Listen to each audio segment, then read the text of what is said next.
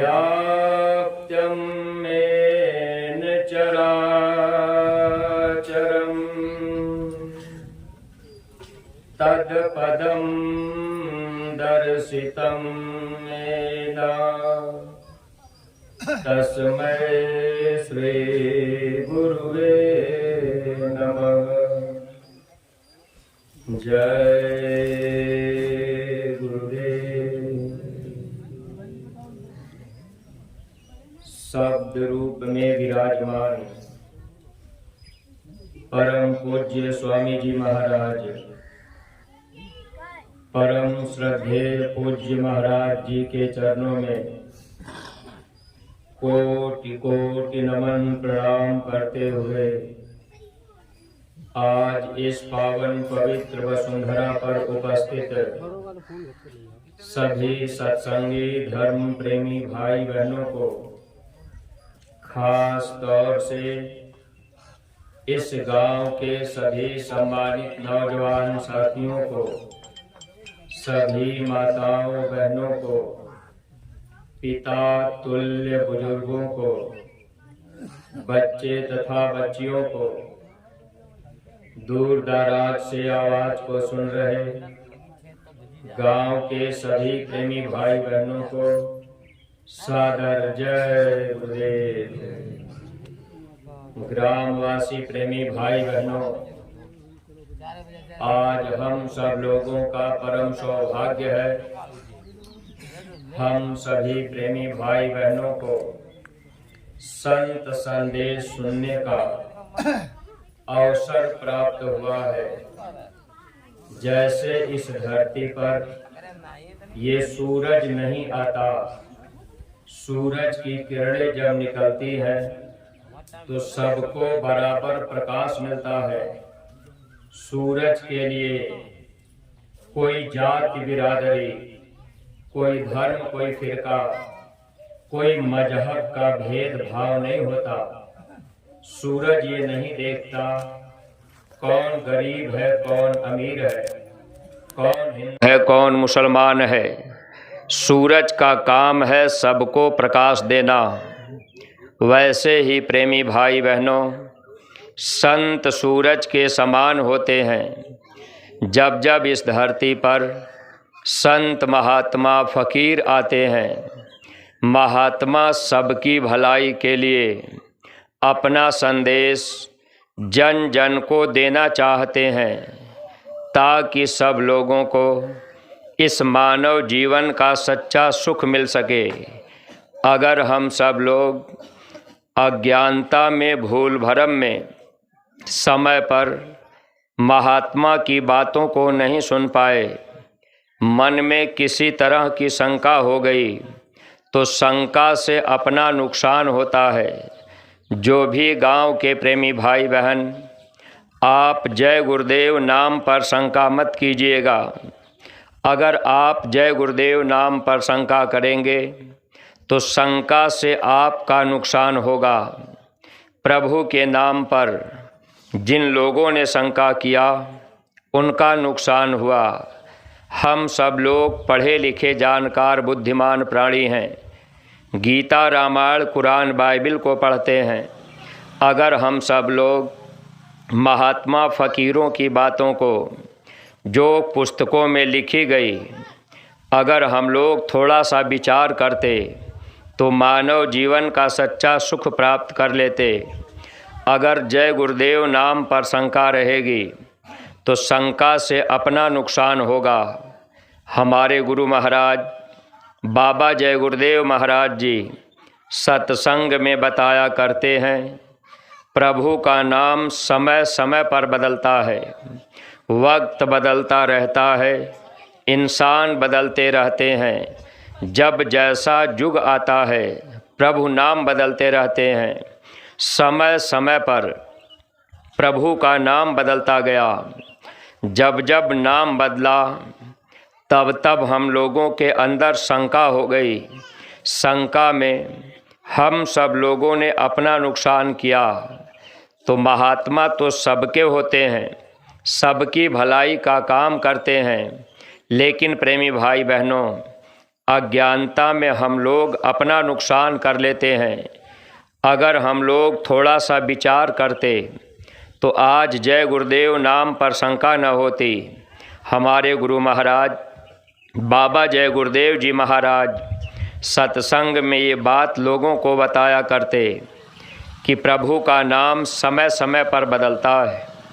कब कब बदलता है तो आपके रामायण में भी लिखा है, आपके गीता में भी लिखा है, मुसलमान भाइयों की किताबों में भी लिखा हुआ है। भगवान का नाम समय समय पर बदलता है। कब कब बदला तो गोस्वामी जी महाराज ने लिखा था, दुनिया के लोग पुस्तकों को पढ़ेंगे, समझ जाएंगे, मानव जीवन का लाभ उठा लेंगे।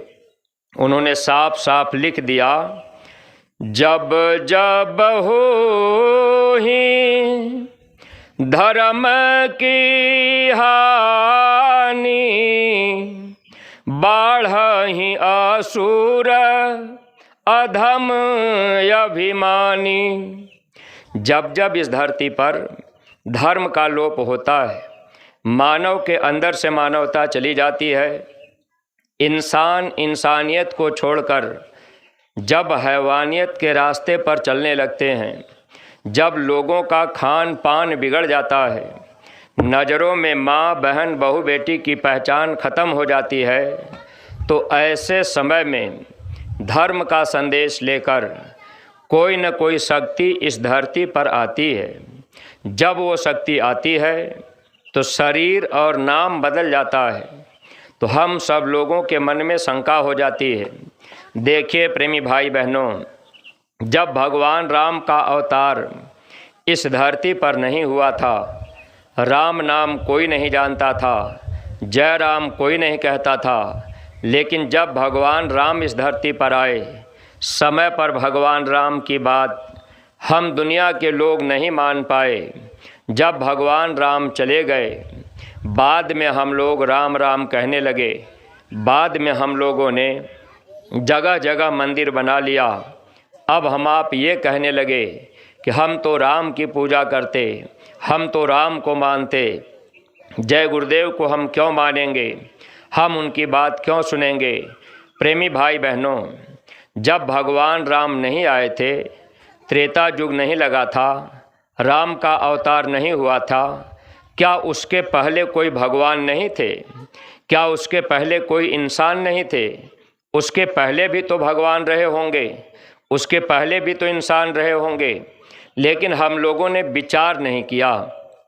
सत्संग से हम आप दूर हो गए, महात्मा की बातों को हम आप सुनने के लिए उनके करीब नहीं जा पाए, इसलिए शंका में अपना नुकसान होता है। यही बात आपके गीता में लिखी गई, भगवान का नाम समय समय पर बदलता है।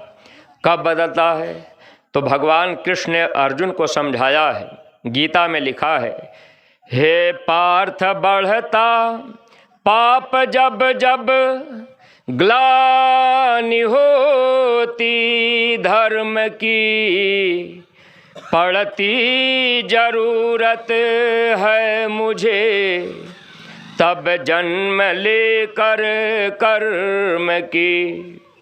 भगवान कृष्ण अर्जुन को समझा रहे, हे अर्जुन, जब जब इस धरती पे पाप बढ़ता है तब तब मैं इस धरती पे जन्म लेता हूँ।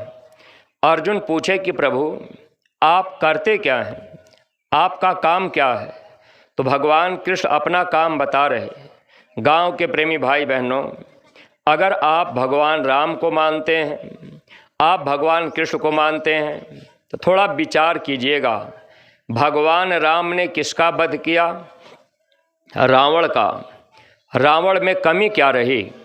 रावण विद्वान भी था, रावण बलवान भी था, रावण धनवान भी था। रावण के दरबार में देवी देवता झाड़ू लगाते थे, पानी भरते थे। रावण जो कहता था देवी देवता हुकूमत करते थे। वह रावण समय पर भगवान राम की बात नहीं माना। जब भगवान राम आए, रावण का वध करके चले गए, धर्म की स्थापना हुई, युग बदला, द्वापर युग लगा, भगवान कृष्ण का अवतार हुआ। भगवान कृष्ण भी आए तो पहले तो समझाने का प्रयास किए लेकिन जब दुर्योधन ने कहा कि हम सुई के नोक के बराबर जमीन नहीं देंगे, तब भगवान कृष्ण 5 पांडवों को लेकर के धर्म की स्थापना किए। लड़ाई में महाभारत में अर्जुन को ले गए। अर्जुन को जब बोध हुआ तब उन्होंने पूछा था कि प्रभु आप इस धरती पर कब कब आते हैं, क्यों आते हैं? तो भगवान कृष्ण अपना काम बता रहे। सब साधु जन रक्षार्थ दुर्जन प्राण हरने के लिए होता प्रकट जुग जुग धर्म उत्थान करने के लिए। अर्जुन, जब मैं इस धरती पे आता हूँ, जो साधु जन होते हैं उनकी मैं रक्षा करता हूँ। साधु का मतलब हमारे गुरु महाराज बाबा जय गुरुदेव जी महाराज बताया करते थे। साधु कौन होता है? अगर कोई अपना घर परिवार छोड़ दिया, कोई जंगल में चला गया, दाढ़ी बाल रख लिए, जटा तिलक चंदन लगा लिए, लाल पीला कपड़ा पहन लिए, तो ये साधु नहीं माने जाते। साधु कौन होता है?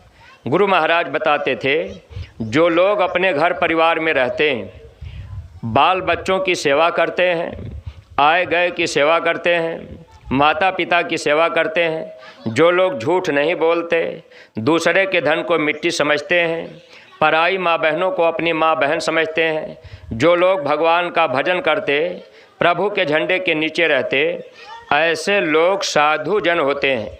भगवान कृष्ण अर्जुन को समझा रहे, हे अर्जुन, जो साधु जन होते हैं उनकी मैं रक्षा करता हूँ। दुर्जन प्राण हरने के लिए, जो पापी अत्याचारी लूट मार काट हिंसा करते हैं, ऐसे पापियों का मैं प्राण हर लेता हूँ।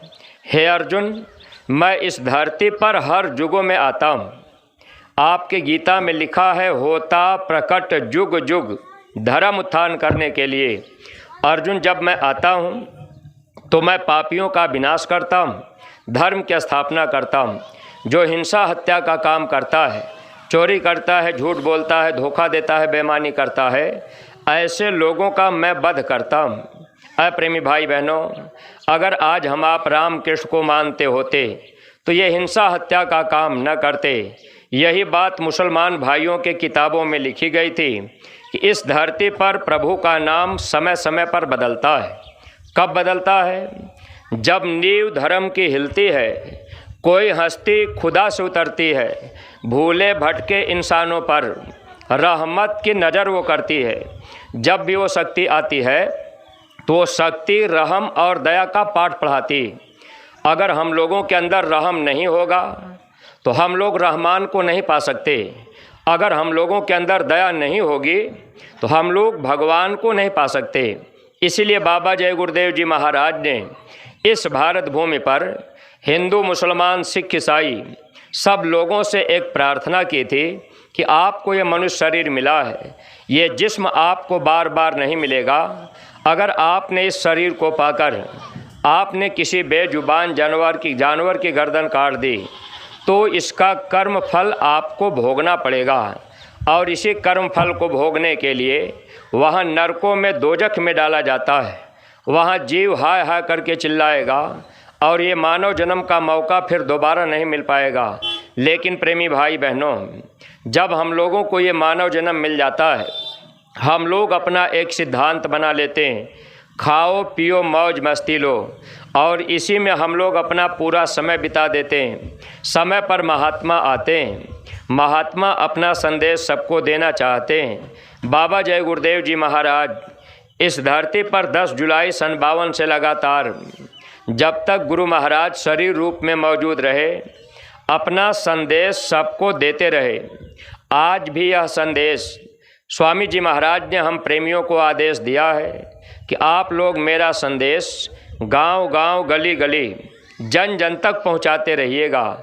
ये आदेश हम लोगों को मिला है। प्रेमी भाई बहनों, अगर हम लोग ये काम करते रहेंगे तो हम लोगों का भी इतिहास बनेगा। जब इस धरती पे अधर्म फैल जाता है, इंसानियत ख़त्म हो जाती है, तो कोई न कोई शक्ति धर्म की स्थापना के लिए आया करती है और वो शक्ति हम लोगों को समझाने का प्रयास करती है। लेकिन प्रेमी भाई बहनों, अगर समय पर बातों को हम आप नहीं मान पाए तो धोखा तो खाना पड़ेगा। बहुत से गांव घर में लोग कहते हैं कि बाबा जय गुरुदेव के प्रेमी ये जैकेट पहन के क्यों चलते हैं। अप्रेमी भाई बहनों, ये रहम और दया का पाठ पढ़ाने का बहाना है, ताकि लोग इसको पहन करके सत्संगी चलते रहेंगे तो गांव घर में दुनिया के लोग भी हमारी आपकी तरफ देखेंगे। कोई हमसे आपसे पूछ देगा कि भाई बाबा जी ने जैकेट क्यों पहनाई, आखिर इसका मूल कारण क्या है। तो सत्संगी प्रेमी भाई बहन, हम लोग उनको अपने गुरु महाराज की बात बता देंगे। बात बता देने से कोई माने चाहे न माने, लेकिन संदेश बता देने से हम लोग कर्म दोष से बच जाते। इसलिए सत्संगी प्रेमी भाई बहन, यह संदेश जन जन तक पहुंचाने की जिम्मेदारी हम प्रेमी भाई बहनों को दिया गया है। और गांव के जो भी प्रेमी भाई बहन हैं, आप प्रभु के नाम पर शंका मत कीजिएगा। वह मालिक सबके लिए, मालिक सबका एक है, लेकिन हम आप उनको पाने के लिए रास्ता नहीं पाए, हम आप इधर उधर में भटक गए। इसलिए अपना ये जन्म जीवन ऐसे हम लोगों का धोखे में निकला चला जा रहा है। तो गांव के प्रेमी भाई बहन देखिए, जब ये कलयुग लगा, सबसे पहले संत कबीरदास जी आए। जब कबीरदास जी नहीं आए थे, साहेब नाम कोई नहीं जानता था।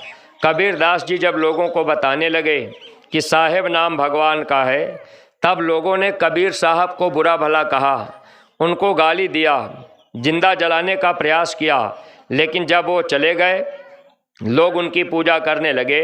इसी तरह से जब भी वो शक्ति आई, जब मोहम्मद साहब आए, तो समय पर मुसलमान भाई उस समय भी लोग नहीं पहचान पाए।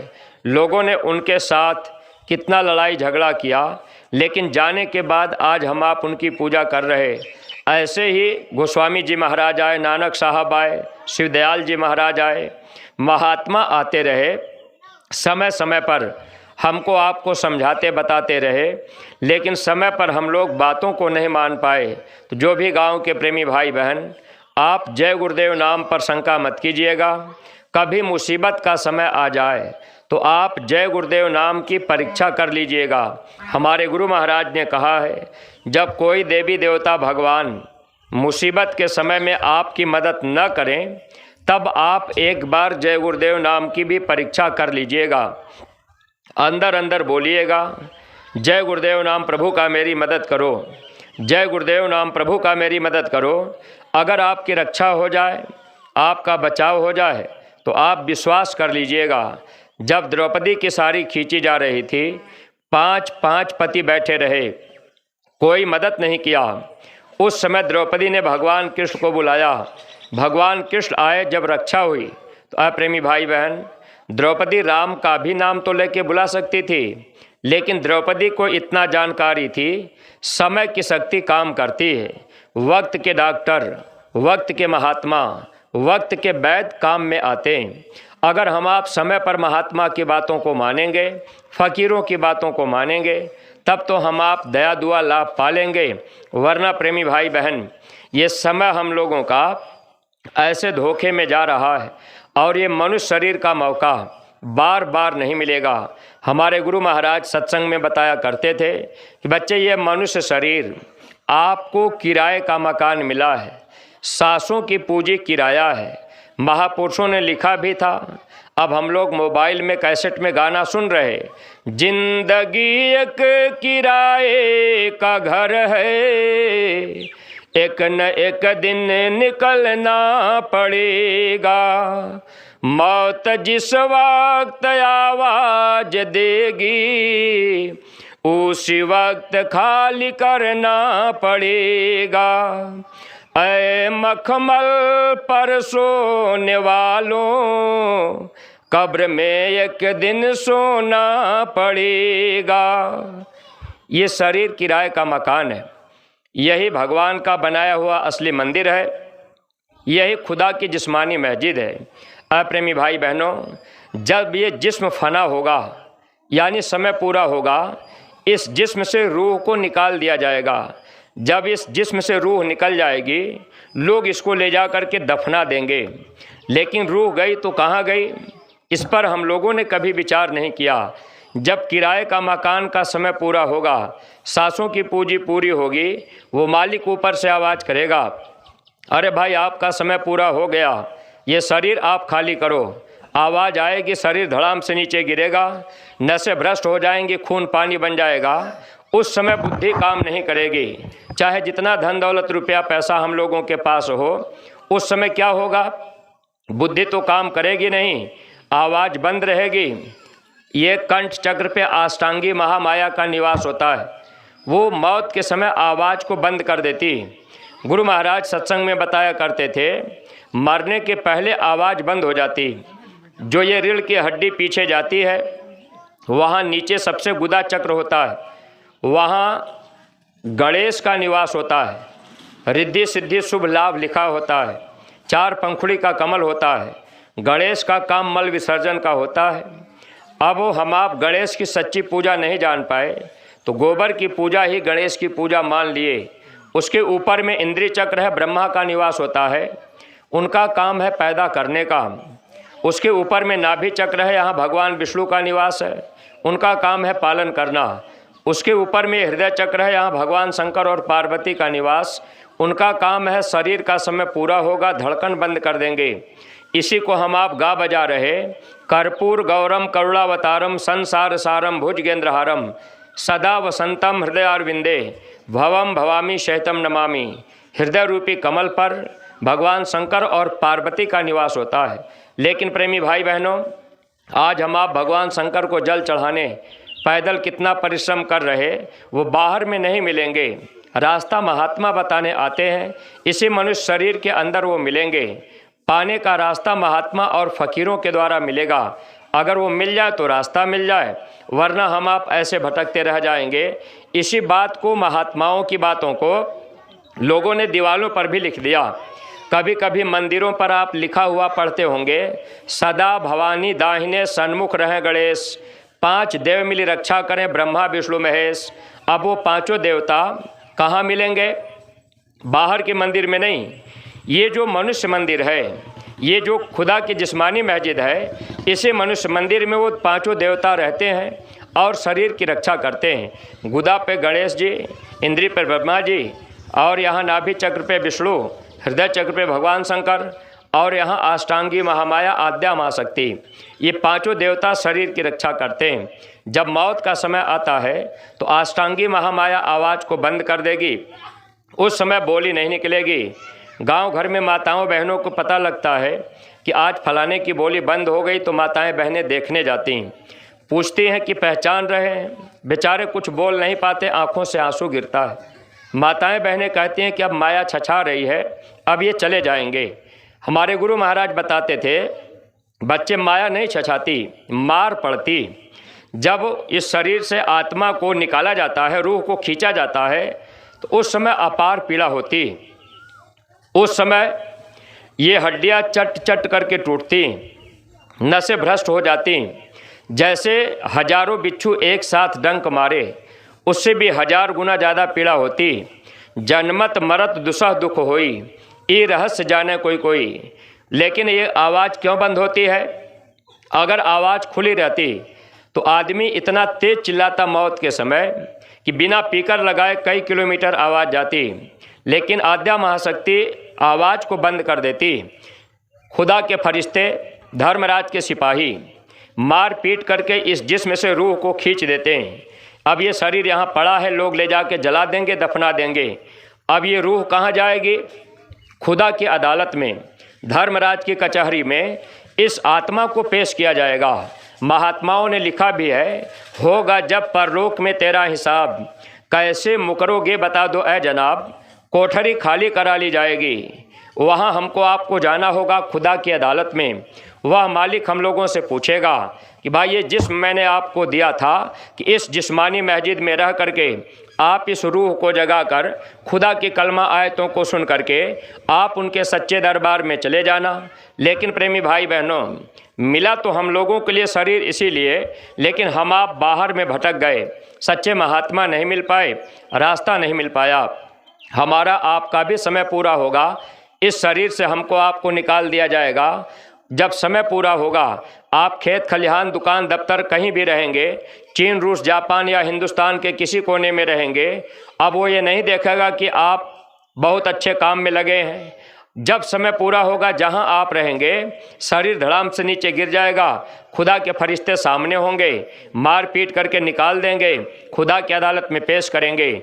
जब वहां हम आप जाएंगे तो हम लोगों से पूछा जाएगा, भाई मैंने आपको ये मानव जन्म दिया था, मनुष्य शरीर दिया था, तो आपने ये बुरा काम क्यों किया? आपने ये अपराध क्यों किया? आपने चोरी क्यों किया? आपने हिंसा क्यों किया? आपने जानवरों की गर्दन क्यों काटी? आपने अपना काम क्यों नहीं किया? तो मनुष्य शरीर का अपना असली काम क्या है? अब ये बात तो हम आप भूल चुके हैं। जबकि प्रेमी भाई बहनों, महात्मा याद दिलाने आते हैं, जब बच्चा माँ के गर्भ में रहता है उस समय 9 महीने उल्टे लटकाया जाता है। माँ के गर्भ में जब पीड़ा होती है तो बच्चा रोता है, प्रभु से कहता है, प्रभु आप हमको बाहर कर दीजिए, अपार पीड़ा हो रही है। तो उस मालिक ने कहा कि ठीक है, हम आपको बाहर कर देंगे, लेकिन आप कसम खाओ, वादा करो कि जब आप गर्भ के बाहर जाओगे तो दुनिया का कोई काम आप नहीं करोगे, आप दिन रात भजन करोगे। जीव माँ के गर्भ में रो करके वादा करता है, प्रभु आप कृपा करके हमको बाहर कीजिए, जब हम बाहर जाएंगे तो दुनिया का कोई काम नहीं करेंगे, हम दिन रात भजन करेंगे। तो ये कह करके हम सब लोग माँ के गर्भ से बाहर निकले। लेकिन है प्रेमी भाई बहनों, यहाँ आने के बाद हम आप भूल गए। महात्माओं ने कहा, एक दिन जाना पड़ी है प्रभु के समनवा, बयनवा का तू देबा ए भैया। धर्मराज के दरबार में फिर हमको आपको जाना है, समय आज नहीं तो कल पूरा होगा। वह मालिक कहेगा कि आपने अपना काम क्यों नहीं किया, आपने हमसे वादा किया था। तो ऐ प्रेमी भाई बहनों, माँ के गर्भ में हम लोगों ने प्रभु से वादा किया, गर्भ के बाहर आने के बाद हम आप भूल कैसे गए? तो जब ही बच्चा माँ के गर्भ के बाहर हुआ, माया ने भूल भरम का पर्दा डाल दिया। जैसे ही पर्दा पड़ा तो बच्चे के सामने अंधेरा हो गया। जब बच्चा माँ के गर्भ में रहता है तो प्रभु के प्रकाश को देखता है और प्रभु की आवाज़ को सुनता है, लेकिन गर्भ के बाहर आते ही माया भूल भरम का पर्दा डाल देती है, तो बच्चे के सामने अंधेरा हो जाता है। बच्चा कहाँ कहाँ करके चिल्लाने लगता है, रोने लगता है। चाहे हिंदू का बच्चा हो या मुसलमान का बच्चा हो, सिख या ईसाई का बच्चा हो। अगर हिंदू का बच्चा हिंदी में रो रहा तो अंग्रेज का बच्चा अंग्रेजी में नहीं रोता, मुसलमान का बच्चा उर्दू में नहीं रोता। प्रेमी भाई बहनों, जब उस मालिक के तरफ से हम लोगों को यहाँ भेजा गया तो बस इंसान बना के भेजा गया था। यहाँ आने के बाद हम लोग जाति, बिरादरी, धर्म और मजहब बना लिए और इसी में हम आप फंस गए। तो माँ के गर्भ में हम लोगों ने प्रभु से वादा किया कि हम भजन करेंगे।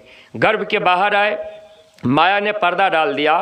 अब बच्चा कहाँ कहाँ करके चिल्लाने लगा। अगर बच्चा पैदा हो, रो रहा हो, तो माताएं बहनें अपने बच्चे को चुप कराने के लिए बच्चे के सामने दीपक जलाती या बल्ब जला देती हैं।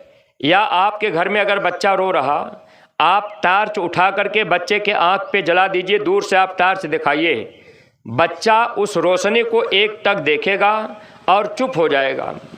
माँ के गर्भ में जब बच्चा था तो प्रभु के प्रकाश को देख रहा था, लेकिन गर्भ के बाहर बच्चा जब आया तो वो पर्दा लग गया, अब वो प्रकाश नहीं दिखाई दे रहा, अंधेरा हो गया। तो बच्चा कहाँ कहाँ करके चिल्लाने लगा।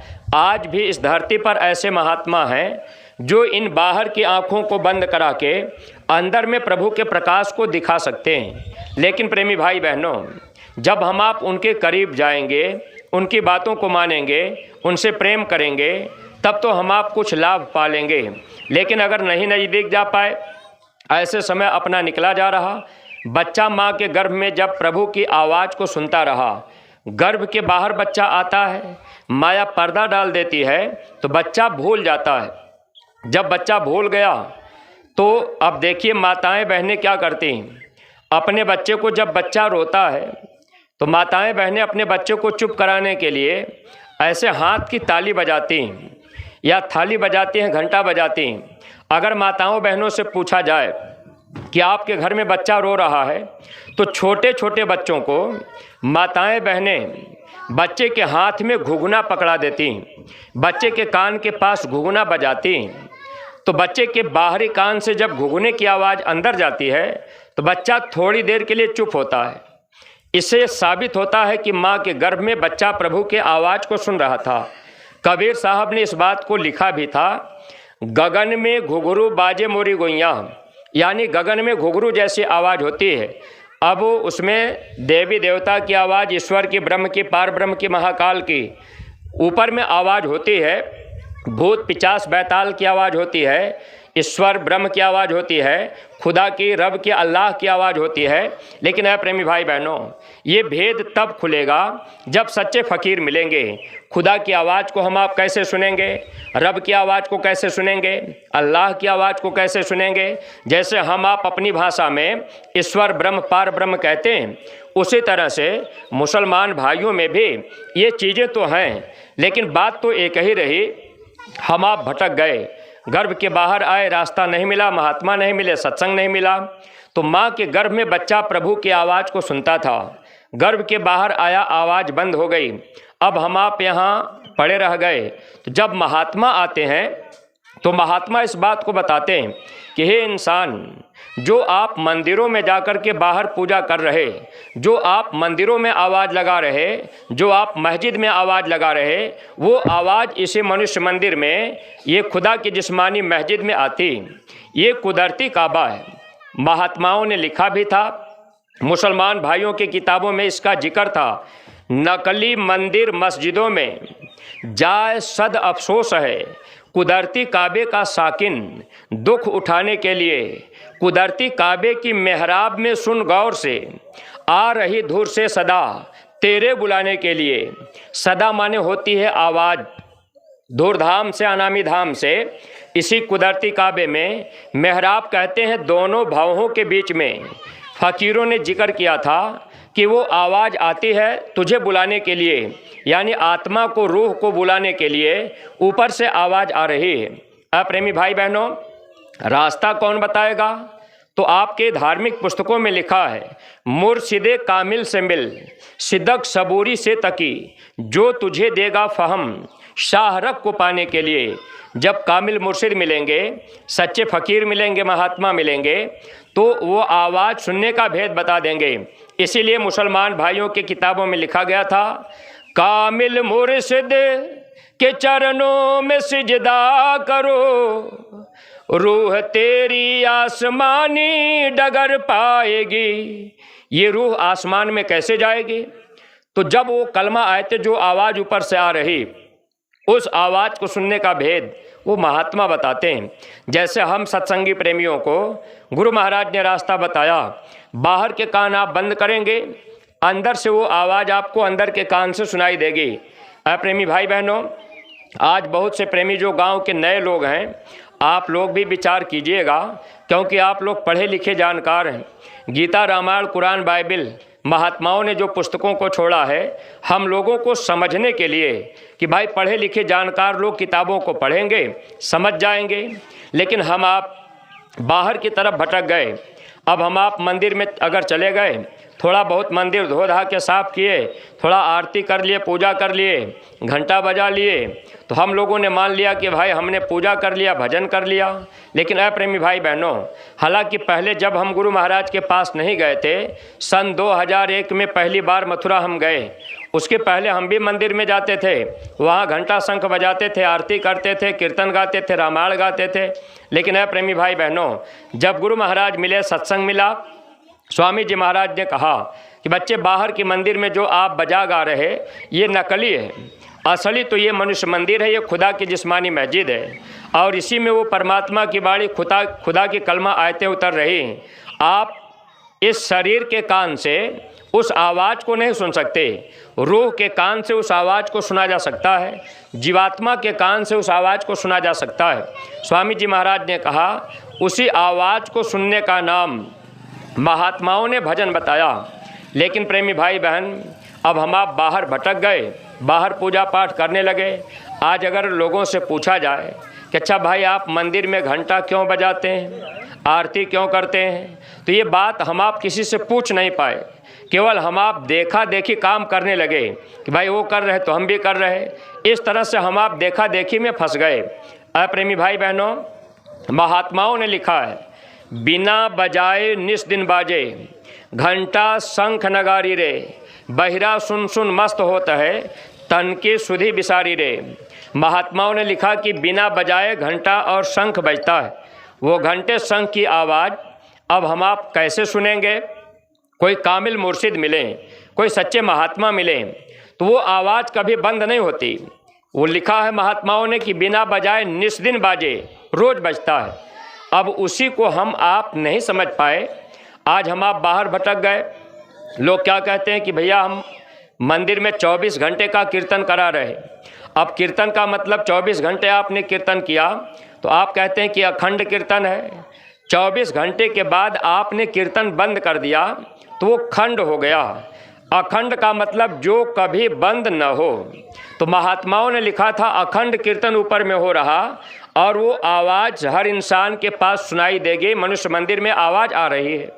तो ऐसे महात्मा की हम आप खोज किए होते, जो महात्मा उस आवाज़ को हम लोगों को सुनने का भेद बता देते और उसी आवाज़ को सुन करके हम सब लोग अपने घर जाते। रास्ता सबके लिए एक है, उसमें कोई बंटवारा नहीं है कि हिंदू का अलग मुसलमान का अलग, क्योंकि सबका मालिक एक है, जाने का रास्ता एक है। लेकिन है प्रेमी भाई बहनों, रास्ता न मिलने की वजह से हम आप भटक गए। जैसे यहाँ आप अगर बैठे हैं, रात का समय है, कोई आदमी अंधेरी रात में अगर वो 1 किलोमीटर दूर से चिल्ला रहा हो, आप उस आदमी को देख नहीं रहे, लेकिन आपको ये मालूम हो जाएगा कि आवाज़ किस तरफ से आ रही। बिना देखे रात में आप उस आदमी के पास पहुंच सकते हैं। आवाज़ को सुन करके पता लग जाएगा कि आवाज़ पूरब से आ रही कि पश्चिम से आ रही। ऐसे ही प्रेमी भाई बहनों, खुदा को हम लोगों ने नहीं देखा, ईश्वर को हम लोगों ने नहीं देखा। जिन महात्माओं ने देखा वो महात्मा उनकी आवाज़ बताते हैं कि ऐसी आवाज़ उनकी है। और इस मनुष्य मंदिर में रह करके, ये बाहर के कान को बंद करके जब आप उस आवाज़ को सुनेंगे तो उसी आवाज़ को सुन करके ये रूह आसमानों में ऊपर जाती है, सैर करती और अपने सच्चे घर चली जाती है। वो कलमा आयतें सुनाई देती हैं। लेकिन प्रेमी भाई बहनों, अब हम आप सच्चे रास्ते को नहीं पाए, जन्म जीवन धोखे में चला गया। तो भजन करने का रास्ता महात्मा बताते हैं। माँ के गर्भ में हम लोगों ने प्रभु से वादा किया कि प्रभु हम जाएंगे तो भजन करेंगे। धर्मराज के दरबार में जब पेशी होगी, वो मालिक हम लोगों से पहला सवाल करेगा कि आपने अपना काम क्यों नहीं किया। अपना काम क्या है? भजन करना। लेकिन हम आप तो माया की छाया में भूल गए।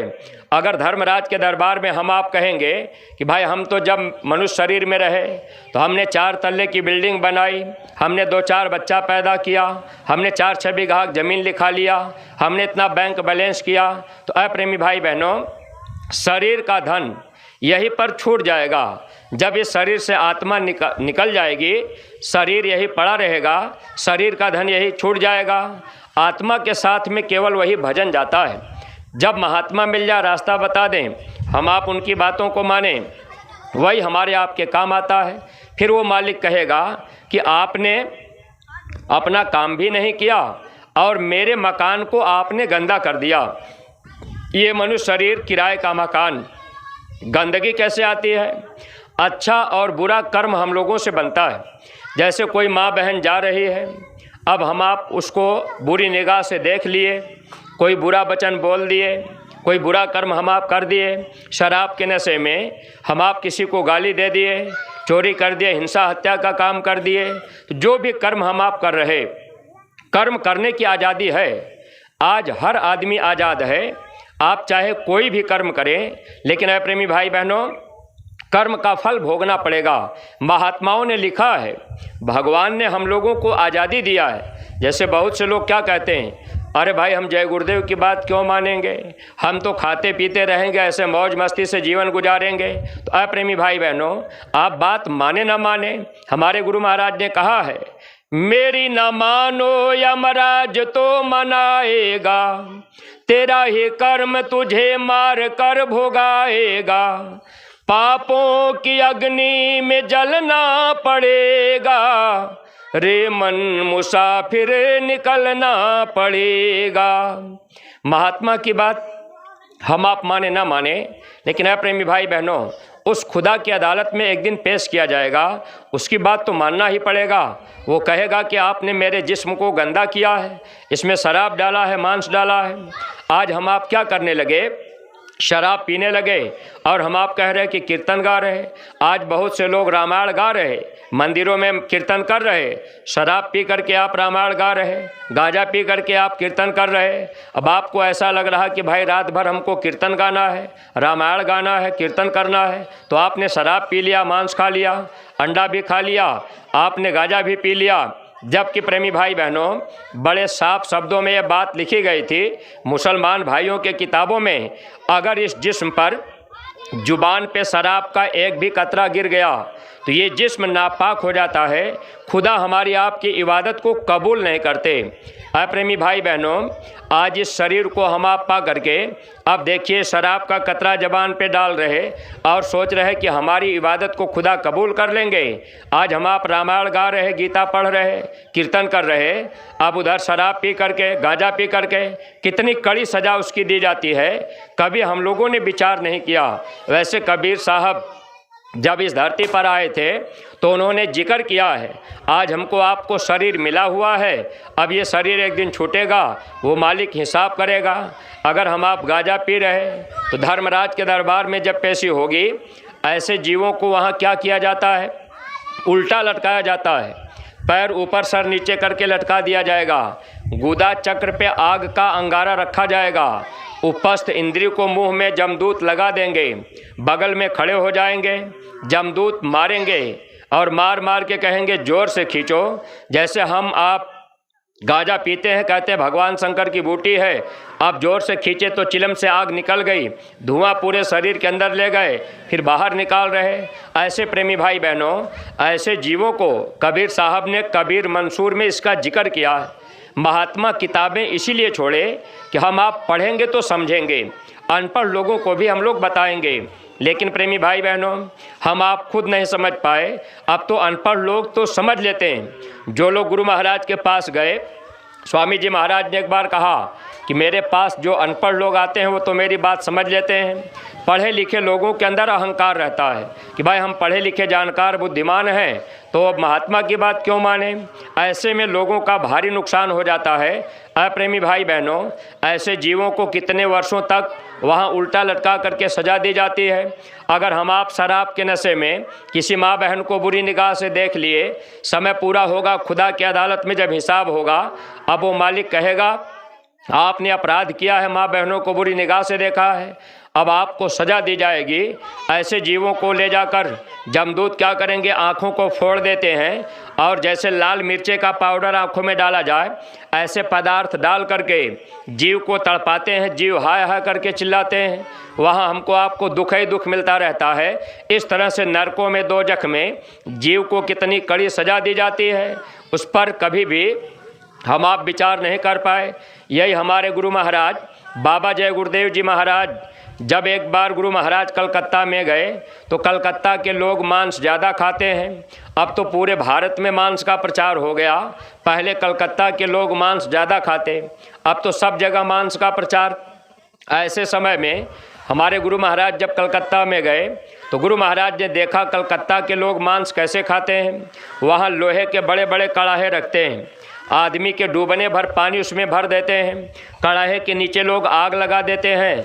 जब कड़ाहे का पानी गर्म होकर के खौलने लगता है तो उसी खौलते हुए पानी में 4-4, 6-6 बकरों को जिंदा उनके हाथ पांव को बांधकर कलकत्ता के लोग खौलते पानी में जिंदा जानवरों को डाल देते हैं।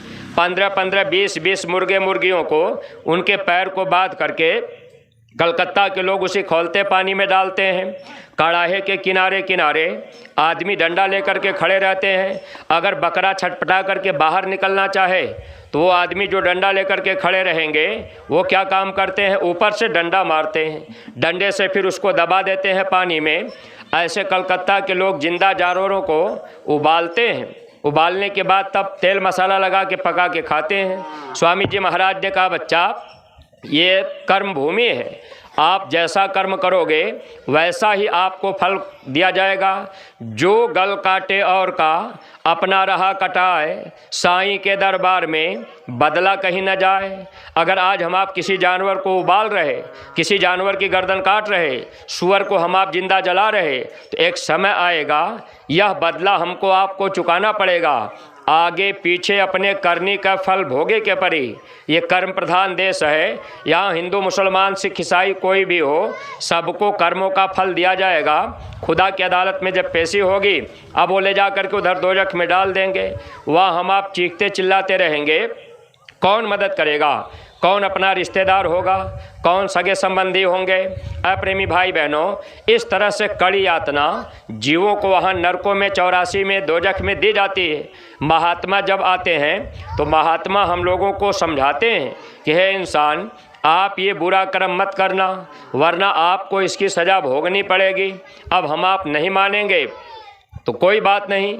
हमारे गुरु महाराज ने कहा, बच्चा आपकी इच्छा हो तो आप जी भर के मांस खा लो, लेकिन एक बात याद रखना, एक वक्त आ रहा है, ऐसा समय आएगा जब आदमी को आदमी उठाने वाले नहीं मिलेंगे। मांस मछली अंडा शराब खाने पीने वाले लोग अपने को बचा नहीं पाएंगे। बीमारियां ऐसी आएंगी, दवा काम नहीं करेगी। गुरु महाराज ने कहा, शाकाहारी बनने की तारीख निश्चित है। अगर वो तारीख बीत जाएगी तब लोगों के गुनाह माफ़ नहीं होंगे। अभी गुनाहों के माफ़ी का समय है। इसलिए सत्संगी प्रेमी भाई बहन, आप जो सत्संगी मथुरा आते जाते हैं, आप लोग एक बात ध्यान रखिएगा। गुरु महाराज ने हम लोगों को एक आदेश दिया है। अगर आप आदेश का पालन करेंगे तो भक्ति में जुड़ता जाएगा, आपको लाभ मिलता जाएगा। गुरु महाराज ने कहा था, बच्चे मेरा संदेश आप सब लोग गांव गांव गली गली जन जन तक पहुंचा देना। तो सत्संगी प्रेमी भाई बहन, एक एक गांव की जिम्मेदारी सब लोग उठा लीजिए। आपके अगल बगल कोई गांव हो तो उस गांव को आप गोद ले लीजिए। गोद लेने का मतलब उस गांव की जिम्मेदारी लेना। और आपको करना क्या है? आप उस गांव में, जिस गांव को आपने गोद लिया, उस गांव में आप हफ्ता में, 15 दिन में, महीना में, जब आपको समय मिल जाए, आप अपना खेती बाड़ी का काम काज करके खाली हो गए, आपके पास कोई काम नहीं है, आप दोपहर में अपने घर में सोए पड़े हैं या कहीं पेड़ के छाए के नीचे कहीं दुकान पर बैठे हुए हैं, अपना समय इधर उधर आप काट रहे हैं, तो ऐसे समय में जब आपके घर गृहस्थी का कोई काम न हो तो हफ्ता में, 15 दिन में आप उस गाँव में चले जाइए जिस गाँव को आपने गोद लिया है। गांव के 2-4 आदमी मिल जाएं तो आप उनके घर में चले जाइए। आप उनसे जय गुरुदेव बोलिए और आप बताइए कि गुरु महाराज ने बताया ये जय गुरुदेव नाम भगवान का है। गांव के लोगों को आप समझाएंगे, बताएंगे तो लोग आपकी बातों को धीरे धीरे सुनने लगेंगे। जब आप सच्ची बात बताएंगे तो लोग आपकी बातों को धीरे धीरे विश्वास करेंगे।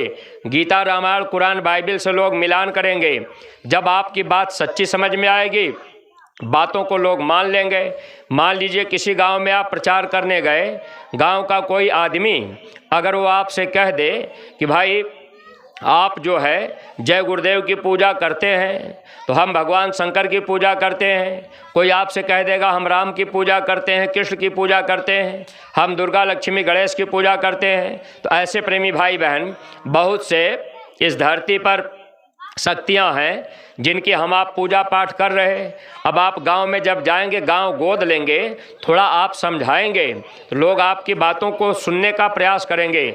सच्ची बात आप बताएंगे तो समय पर लोग माने चाहे ना माने, लेकिन जब आप सही बात बता के चले आएंगे तो बाद में लोग कहेंगे कि ये जय गुरुदेव वाले बात सही बता रहे, तो उनके विचारों में धीरे धीरे परिवर्तन होगा।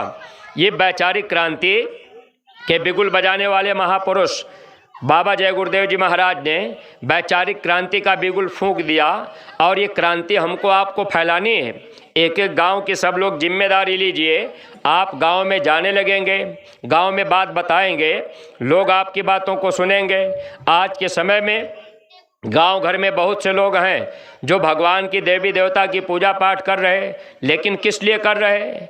कि भाई हमारा घर परिवार सुखी रहे, बेटे की नौकरी लग जाए, मकान हमारा 2 तल्ले का बन जाए, खेती में बरकत होने लगे, दुकान हमारी अच्छी चलने लगे। अगर 4 चक्के की गाड़ी नहीं है तो हम आप पूजा पाठ कर रहे, देवी देवता से कह रहे कि हमारे घर में 4 चक्के की गाड़ी हो जाए। प्रेमी भाई बहनों, यही दुनिया का सामान हम आप चाह रहे, लेकिन इस बात को हम आप भूल गए कि जब इस शरीर से रूह को निकाला जाएगा, वहाँ नरकों में, दोजख में डाला जाएगा। महात्मा जब आते हैं तो महात्मा के मिल जाने पर, सच्चे फ़कीर के मिलने पर हम लोगों के गुनाहों की माफ़ी हो जाएगी। गुनाहों की माफ़ी का भी समय है, आगे वक्त बीत जाएगा तो हम आप पश्चाताप करेंगे। इसलिए सत्संगी प्रेमी भाई बहन, आप एक गांव गोद लेकर के लोगों को बताएंगे तो आप कर्म दोष से बच जाएंगे। कोई माने चाहे ना माने, आप बता देंगे तो आपको महात्मा बचा लेंगे। तो देखिए, जब आप गांव में गए, अगर कोई आदमी कह दिया कि भाई आप जय गुरुदेव के पुजारी हैं, हम भगवान शंकर के पुजारी हैं, तो हम मथुरा क्यों जाएं? तो आप उनको प्रेम प्यार से समझाइएगा कि भाई साहब, भगवान देवी देवता कर्मों को माफ़ नहीं करते हैं। कर्मों की माफ़ी समय के सच्चे महात्मा करते हैं, समय के सच्चे फ़कीर करते हैं। वो मिल जाएंगे तो गुनाहों की माफ़ी हो जाएगी, और गुनाह को कोई माफ़ नहीं कर सकता। एक बार भगवान शंकर और पार्वती जा रहे थे, एक नदी के किनारे मछुआरा मछली मार रहा था। मछलियों को मार मार करके पानी के बाहर फेंक देता था। बालू जल रहा था, गर्मी का महीना, मछलियां तड़प तड़प करके मर जाती थी। पार्वती का ध्यान गया, पार्वती के अंदर दया आ गई।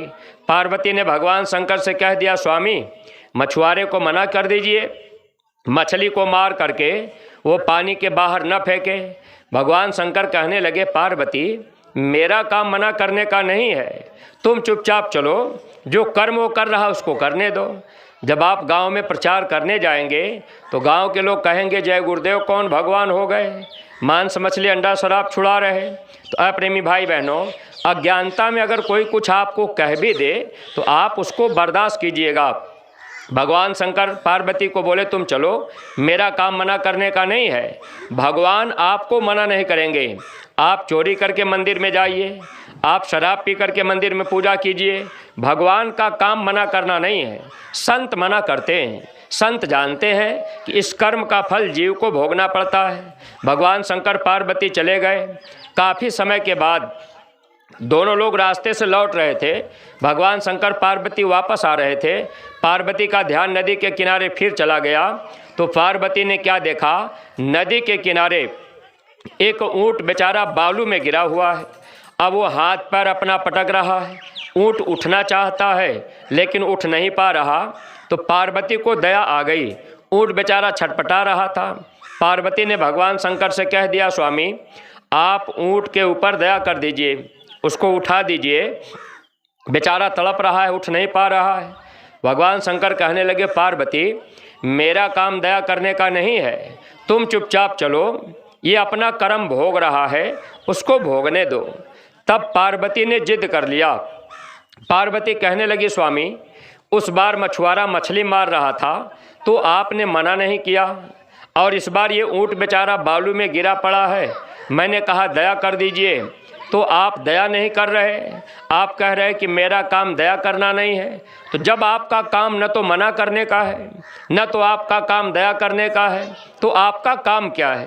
तो देखिए प्रेमी भाई बहन, जो लोग भगवान देवी देवता की पूजा करते हैं, भगवान का काम क्या है, संत का काम क्या है, इन बातों को आप समझ लीजिएगा। भगवान कर्म का फल देंगे, संत कर्मों को माफ़ कर देंगे। इतना अंतर है पूजा में। आप भगवान की पूजा करेंगे, आपको कर्मों का फल भोगना पड़ेगा। संत मिल जाएंगे तो आपके कर्मों की माफ़ी हो जाएगी। ये आपके धार्मिक पुस्तकों में लिखा भी है। महात्माओं ने लिखा कि महात्मा गुनाहों को माफ़ करते हैं। कामिल मुर्शिद के चरणों में सिजदा करो, माफ़ी तेरे गुनाहों की हो जाएगी। वक्त के सच्चे महात्मा फ़कीर मिलेंगे, आप उनके चरणों में सिजदा करेंगे, आप बातों को मानेंगे, गुनाह आपके माफ़ हो जाएंगे। भगवान का काम है कर्म फल देना, संत का काम है कर्म को माफ़ कर देना।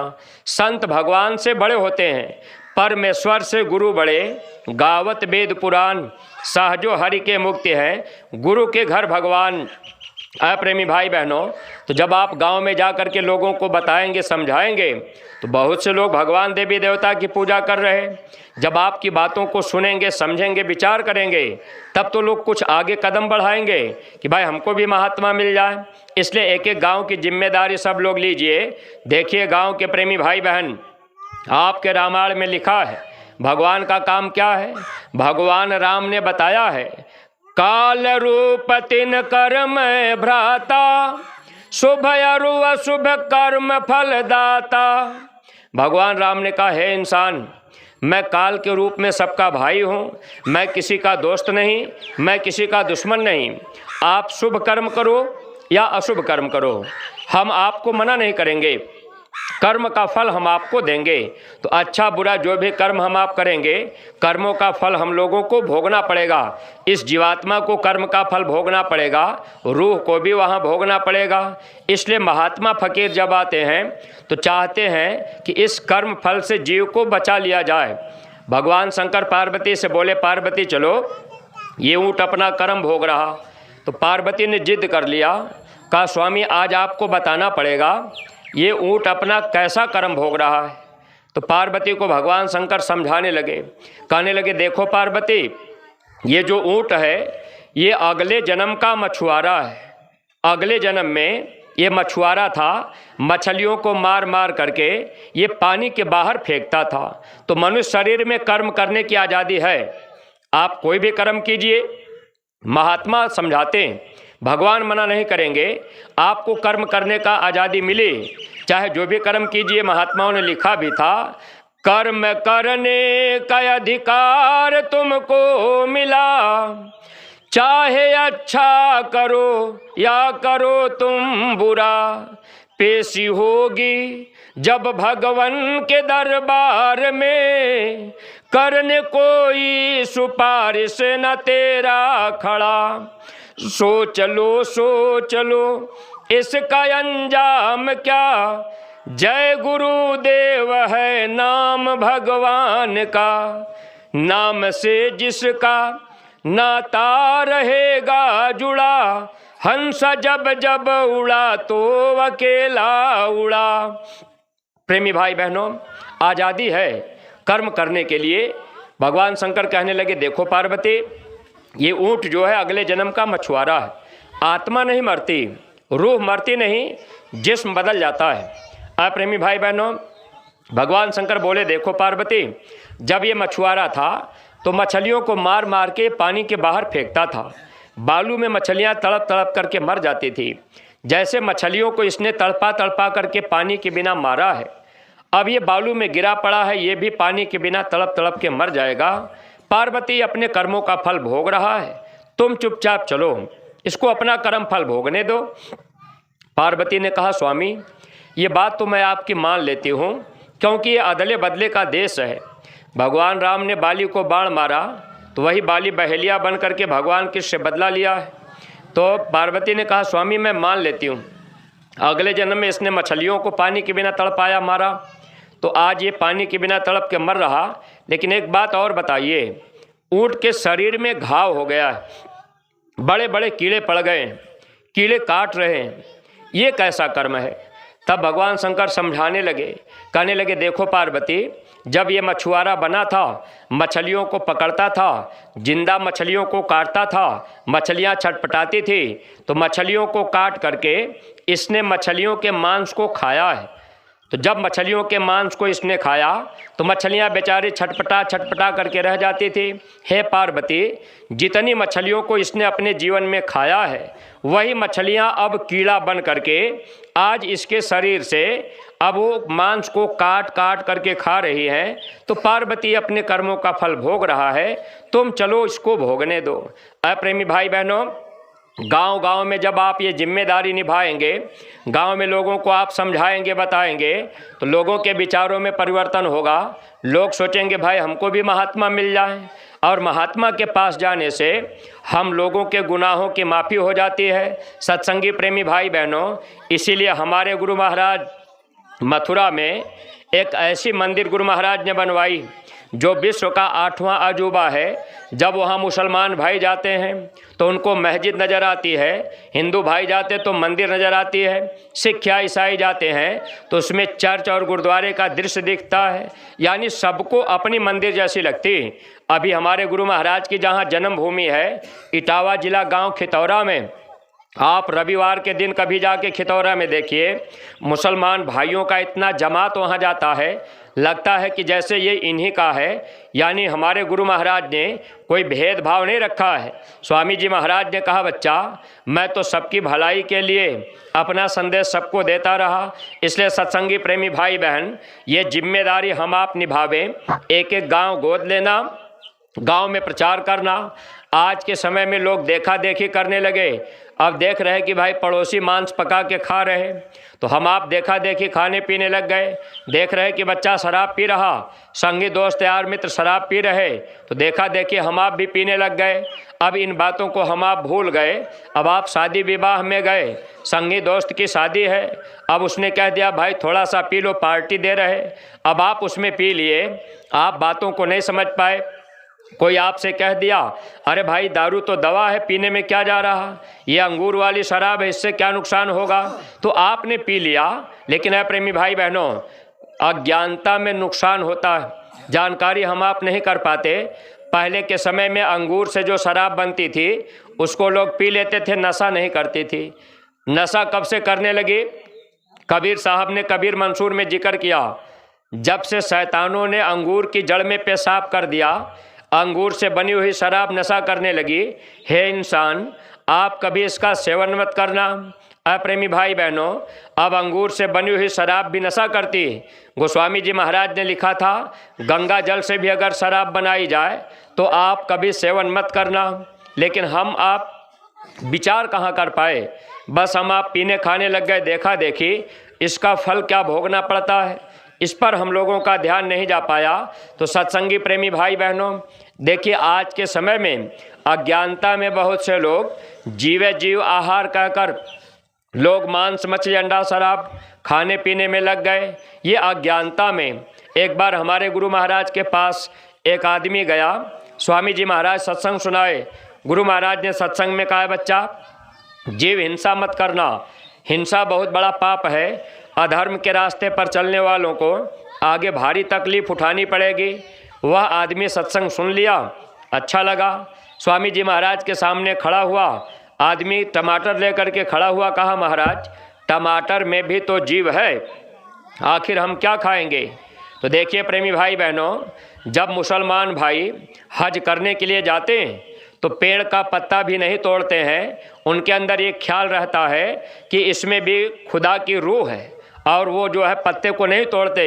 लेकिन बाद में हम आप गर्दन भी काट रहे और खा भी रहे, तो क्या इसकी सज़ा हमको आपको नहीं मिलेगी? या ऐसी कोई बात नहीं है। अपने हिंदू भाई क्या करते हैं, नवरात्रि 9 दिन का होता है तो शराब मांस छोड़ देते हैं कि भाई 9 दिन मत खाइए, उसके बाद आप काट के खा रहे, तो सज़ा तो उसकी दी जाएगी। इसलिए प्रेमी भाई बहनों, सत्संग के अभाव में हम लोगों के अंदर विवेक नहीं रहा, इसलिए हम आप बुराइयों में फंसते गए। जब गुरु महाराज हमको नहीं मिले थे, हम भी उसी बुराई में फंसे थे। लेकिन गुरु महाराज मिले, सत्संग मिला, बुराई से बचाव हो गया। इसलिए अपने सत्संगी प्रेमी भाई बहन देखिए, महात्मा सब तरह की बातें सबको समझाते हैं। गुरु महाराज से आदमी पूछा, महाराज टमाटर में जीव है, हम क्या खाएंगे? तो स्वामी जी महाराज समझाने लगे कि अब बच्चा, ये जितने इस धरती पर पेड़ पौधे साग सब्जी फल फूल हैं, आप इसको काट के मार के खा सकते हो। फल को तोड़कर सब्जी को काट कर आप खाओगे तो आपको पाप नहीं लगेगा। कुदरत ने आपके लिए बनाया है, आप इसका सेवन कर सकते हो, लेकिन आप जीव हिंसा का काम मत करना। आदमी कहने लगा, महाराज पेड़ में भी तो जीव है, तो अगर हम पेड़ को काटेंगे तो हिंसा हो जाएगी।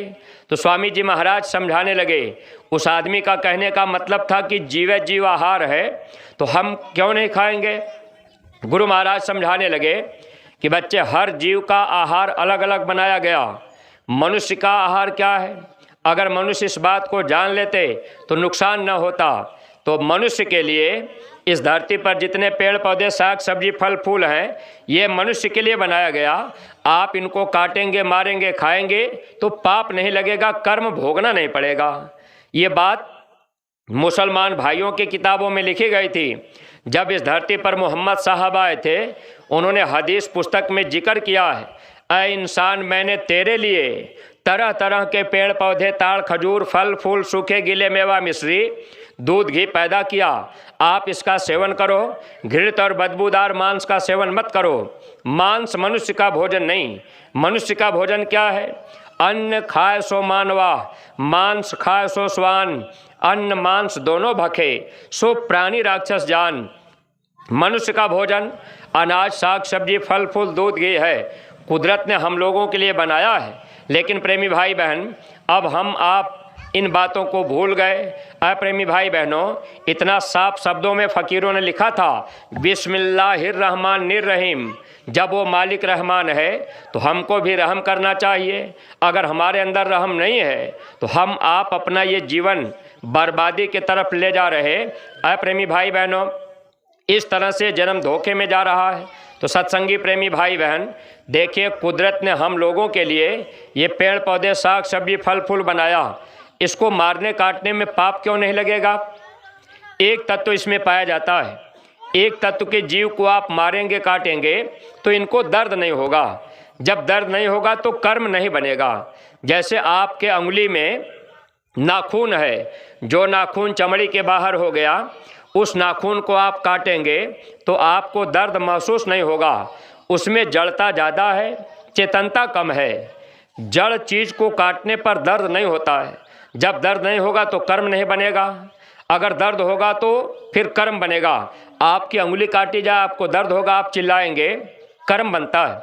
नाखून को काटा जा रहा, नहीं चिल्ला रहे। चमड़ी के अंदर नाखून है, उसमें चेतनता ज़्यादा है, तो उस समय दर्द होगा। तो पेड़ पौधे को काट कर, मार कर खाने पर कोई कर्म नहीं बनता है। दो तत्व के जीव, कीड़ा मकोड़ा, बैक्टीरिया, वायरस, ढील, खटमल होते हैं। अगर इनको आप मारेंगे, काटेंगे, जैसे सब्जी पर आपने दवा मार दिया, तो इसका हल्का कर्म बनता है, बहुत कम। सुमिरन, ध्यान और भजन के द्वारा इन कर्मों की माफ़ी हो जाती है। इसलिए सत्संगी प्रेमी भाई बहन, आप खेती, दुकान, दफ्तर का काम करते हैं तो आप सुमिरन, ध्यान और भजन रोज़ नित्य नियम से किया करिए। सुबह शाम ध्यान, भजन, सुमिरन आप करते रहेंगे तो जो हल्के कर्म हैं वह कर्म हमारे आपके माफ़ हो जाएंगे। तीन तत्व के जीव, अंडे से पैदा होने वाले जीव, इनमें तीन तत्व पाए जाते हैं। जैसे सर्प है, बिच्छू है, मछली है, पक्षी है। तो तीन तत्व के जीव को आप मारेंगे, काटेंगे तो यहाँ से आपको पाप लगेगा, कर्म बनेगा और फिर उसका फल आपको दिया जाएगा। ऐसा क्यों होता है? जैसे यहाँ बहुमत का राज्य है, जिसको वोट ज़्यादा मिलेगी सरकार उसकी बनेगी, जीत उसी की होगी जिसको मत ज़्यादा मिलेगा। ये बहुमत का राज्य है। तो कुदरत ने भी बहुमत का राज्य रखा है। 5 तत्व की रचना है। एक तत्व के जीव को आप मार काट रहे तो पाप नहीं लगेगा। पेड़ पौधे एक तत्व में आते हैं। 2 तत्व के जीव, कीड़ा मकोड़ा, बैक्टीरिया, वायरस हैं, इनको आप काटेंगे, मारेंगे, दवा से मार दिए तो पाप हल्का लगेगा। सुमिरन, ध्यान, भजन के द्वारा माफ़ी होगी। 3 तत्व के जीव, अंडे से पैदा होने वाले जीव, अगर आप इनको मार काट रहे, मुर्गा है, पक्षी है, अब वहाँ मछली है, ये 3 तत्व में आते हैं तो यहाँ से पाप लगना शुरू होता है। क्योंकि 5 में 3 ज़्यादा हो गया। जिस जीव के अंदर 3 तत्व पाया जाता है, बहुमत हो गया, यही से पाप लगना शुरू हो जाता है। इसलिए प्रेमी भाई बहन, अंडा भी उसी में आता है, लेकिन हम आप इन बातों पर ध्यान नहीं दे पाए। गुरु महाराज से वो आदमी कहने लगा, कहा महाराज जीव जीव आहार है तो आप मना क्यों कर रहे? तो स्वामी जी महाराज ने समझाया, कहा बच्चे, हर जीव का आहार अलग अलग बनाया गया है। वो आदमी कहा महाराज जीव जीव आहार। अब जीव जीव आहार कह करके कोई बकरे की गर्दन काट रहा, कोई मुर्गे की गर्दन काट रहा, कोई सूअर की गर्दन काट रहा। प्रेमी भाई बहनों, अज्ञानता में अपना कितना बड़ा नुकसान हो रहा हम लोगों ने विचार नहीं किया। हमारे गुरु महाराज उस आदमी को समझाने लगे, कहने लगे बच्चा बुरा तो नहीं मानोगे, एक बात मैं तुमसे पूछूं? आदमी कहा महाराज पूछ लीजिए। स्वामी जी महाराज ने कहा, एक मनुष्य है और एक सूअर है। मनुष्य का भोजन चावल दाल रोटी सब्जी है, एक थाली में चावल दाल रोटी सब्जी रख दिया जाए। और सूअर का भोजन टट्टी बिष्ठा है, एक थाली में टट्टी बिष्ठा रख दिया जाए। स्वामी जी महाराज ने उस आदमी से पूछा, कहा बच्चा विचार करके बताना, चावल दाल रोटी सब्जी की थाली मनुष्य के पास से उठा करके सूअर के पास में रख दिया जाए, टट्टी बिष्ठा की थाली सूअर के पास से उठा करके मनुष्य के पास में रख दिया जाए, बताओ भोजन कर लोगे? आदमी कहने लगा, महाराज आखिर हम टट्टी बिष्ठा कैसे खाएंगे? स्वामी जी महाराज ने कहा, बच्चा जीव जीव आहार है। अरे सूअर भी जीव है, मनुष्य भी जीव है, तो जब सूअर टट्टी बिष्ठा खा सकता है तो मनुष्य को भी तो खा लेना चाहिए। आदमी कहा, महाराज ऐसा नहीं हो सकता। स्वामी जी महाराज ने कहा, बच्चा जब इतनी बात तुम जान रहे कि सूअर का भोजन मनुष्य नहीं कर सकता, तो आखिर मनुष्य का भोजन क्या है इसकी जानकारी तो करनी चाहिए थी। मनुष्य शरीर मिला था। प्रेमी भाई बहनों, बगैर सत्संग के ये जीवन हमारा आपका धोखे में निकला जा रहा। इसलिए गांव के प्रेमी भाई बहन, आप अंडे का भी सेवन मत कीजिएगा। अगर आप मोबाइल में पूछेंगे तो मोबाइल बता देगा कि अंडा शाकाहारी है। अब आप सोचेंगे भाई मोबाइल बता रहा तो कि अंडा शाकाहारी है। तो सत्संगी प्रेमी भाई बहन, जब भी आप गांव घर में प्रचार करने जाएं, कोई लड़ाई झगड़ा नहीं करना है कि भाई अंडा शाकाहारी है कि मांसाहारी है। अब आपको केवल सच्ची बात बतानी है कि भाई 3 तत्व के जीवों को मारने काटने पर सजा के भागीदार हम आप बनेंगे। और अंडा खाने से नुकसान क्या होगा? अंडा खाने से दिल धड़कने की बीमारी पैदा होती है। अंडा खाने से हड्डियों के रोग ज़्यादा पैदा होते हैं। 50 साल की उम्र हुई, अब घुटना काम नहीं कर रहा, हड्डी में दर्द हो रहा। ये बीमारियों के आने का जो कारण है, हम लोगों के खान पान बदल गए। प्रेमी भाई बहनों, अगर हम आप इसका सुधार नहीं करेंगे तो आगे समय आ रहा है। हमारे गुरु महाराज ने कहा, बीमारियों की आंधी चलेगी, लोग डॉक्टर के पास जाएंगे, डॉक्टर मरीज का नब्ज पकड़ेगा, बीमारी डॉक्टर को लग जाएगी, डॉक्टर अस्पताल छोड़ करके भागेंगे, अस्पतालों में लाशों की लाइन लगेगी। इसलिए प्रेमी भाई बहन, आप जो भी गांव के प्रेमी हैं, आपसे बस एक प्रार्थना है, शाकाहारी रहने का। और बाबा जी ने आपको घर परिवार छोड़ने के लिए नहीं कहा, जंगल में जाने के लिए नहीं कहा, कपड़ा बदलने के लिए नहीं कहा। आप दुनिया का सब काम कीजिए, लेकिन एक काम से अपने को बचा के रखिए, आप कोई ऐसा नशा मत कीजिए जिससे आपकी बुद्धि पागल हो जाए। माँ बहन बहू बेटी की पहचान नशे में ख़त्म हो जाती है। और किसी बेजुबान जानवर की गर्दन काट कर इस मनुष्य शरीर के अंदर मत डालिएगा। अगर ये भगवान का बनाया मंदिर आपने गंदा किया, तो जब ये मंदिर आपका गंदा होगा, इसको अगर आपने कब्रिस्तान बना दिया, श्मशान घाट आपने बना दिया, तो कब्रिस्तान और श्मशान घाट पर कोई देवी देवता भगवान नहीं रहेंगे, वहाँ भूत प्रेत पिशाच बैताल रहते हैं। प्रेमी भाई बहनों, कब्रिस्तान में अगर आपको रात में जाना पड़े तो आप खुद डरने लगेंगे। शमशान भूमि पर रात में अगर आपको भेजा जाए तो आपको डर सा महसूस होगा। तो जहाँ गंदा स्थान होता है वहाँ भूत प्रेत पिशाच बैताल का निवास होता है। अगर इस मनुष्य मंदिर को हम आप गंदा कर दिए, ये खुदा की जिस्मानी मस्जिद गंदा हुई, तो अब हम आप खुदा को नहीं पा सकते, रब अल्लाह को नहीं पा सकते। इसलिए हमारे गुरु महाराज ने एक बात के लिए प्रार्थना किया है कि आप ऐसा कोई काम मत करना, नशा मत करना, और मनुष्य शरीर के अंदर वो आप मत डालना। अगर आपने डाल दिया तो इस शरीर में फिर क्या होगा? भूत प्रेत पिशाच रहेंगे। हमारे गुरु महाराज ने कहा, कोई घर बाकी नहीं है जिस घर में भूत प्रेत न रहते हों। कमाई का आधा से ज़्यादा पैसा बीमारियों में जा रहा है। अब आप डॉक्टर के पास जा रहे, डॉक्टर दवा भी दे रहे, बीमारी का पता नहीं चल रहा। अब ये बीमारियां जो बढ़ रही हैं, इसका मूल कारण है मांसाहार। प्रेमी भाई बहनों, अगर हम आप शाकाहारी सदाचारी बन जाएंगे तो आगे आने वाले समय में हम लोगों का बचाव हो सकता है। अगर हम आप इन बातों को नहीं समझ पाएंगे तो नुकसान अपना होगा। अंडा बनता कैसे है आप जानकारी रखा करिए। जैसे माताओं बहनों को महीने में 5 दिन की बीमारी होती है, जब मासिक धर्म की बीमारी लग जाती है तो माताएं बहनें 5 दिन तक शरीर पर पानी मत डाला करिए। ये पैर घुटने पर से हाथ यहाँ से आप चाहे जितनी बार अपना मुंह धो लीजिए, कपड़े बदल लीजिए, बदन पे पानी नहीं पड़ना चाहिए। अगर आपने शरीर पे पानी डाल दिया, शरीर आपका गंदा होगा, शरीर आपका ये क्या होगा? बीमारियों में रहेगा। इसलिए माताएं बहनें 5वें दिन शाम को स्नान कर सकती हैं। 5 दिन तक आप कभी भी अपने हाथ से खाना पानी मत छुआ करिए। आपने खाना पानी छू दिया, आपके हाथ का छुआ हुआ खाना पानी कोई खा पी लेगा तो उनको भयंकर बीमारी लगेगी। बीमारी 3 प्रकार से आती है, बद परहेजी से, मौसम की तब्दीली से और प्रारब्ध कर्मों से। 3 तरह से बीमारियां आती हैं।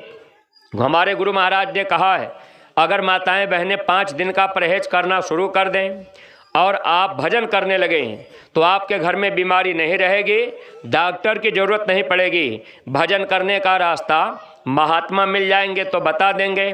तो माताएं बहनें, आप लोग गांव घर में जब प्रचार करने जाया करिए तो बच्चियों को बता दिया करिए। पहले के समय में स्कूल और कॉलेज में शिक्षा दी जाती थी, अब ये पढ़ाई एक शिक्षा नहीं दी जाती।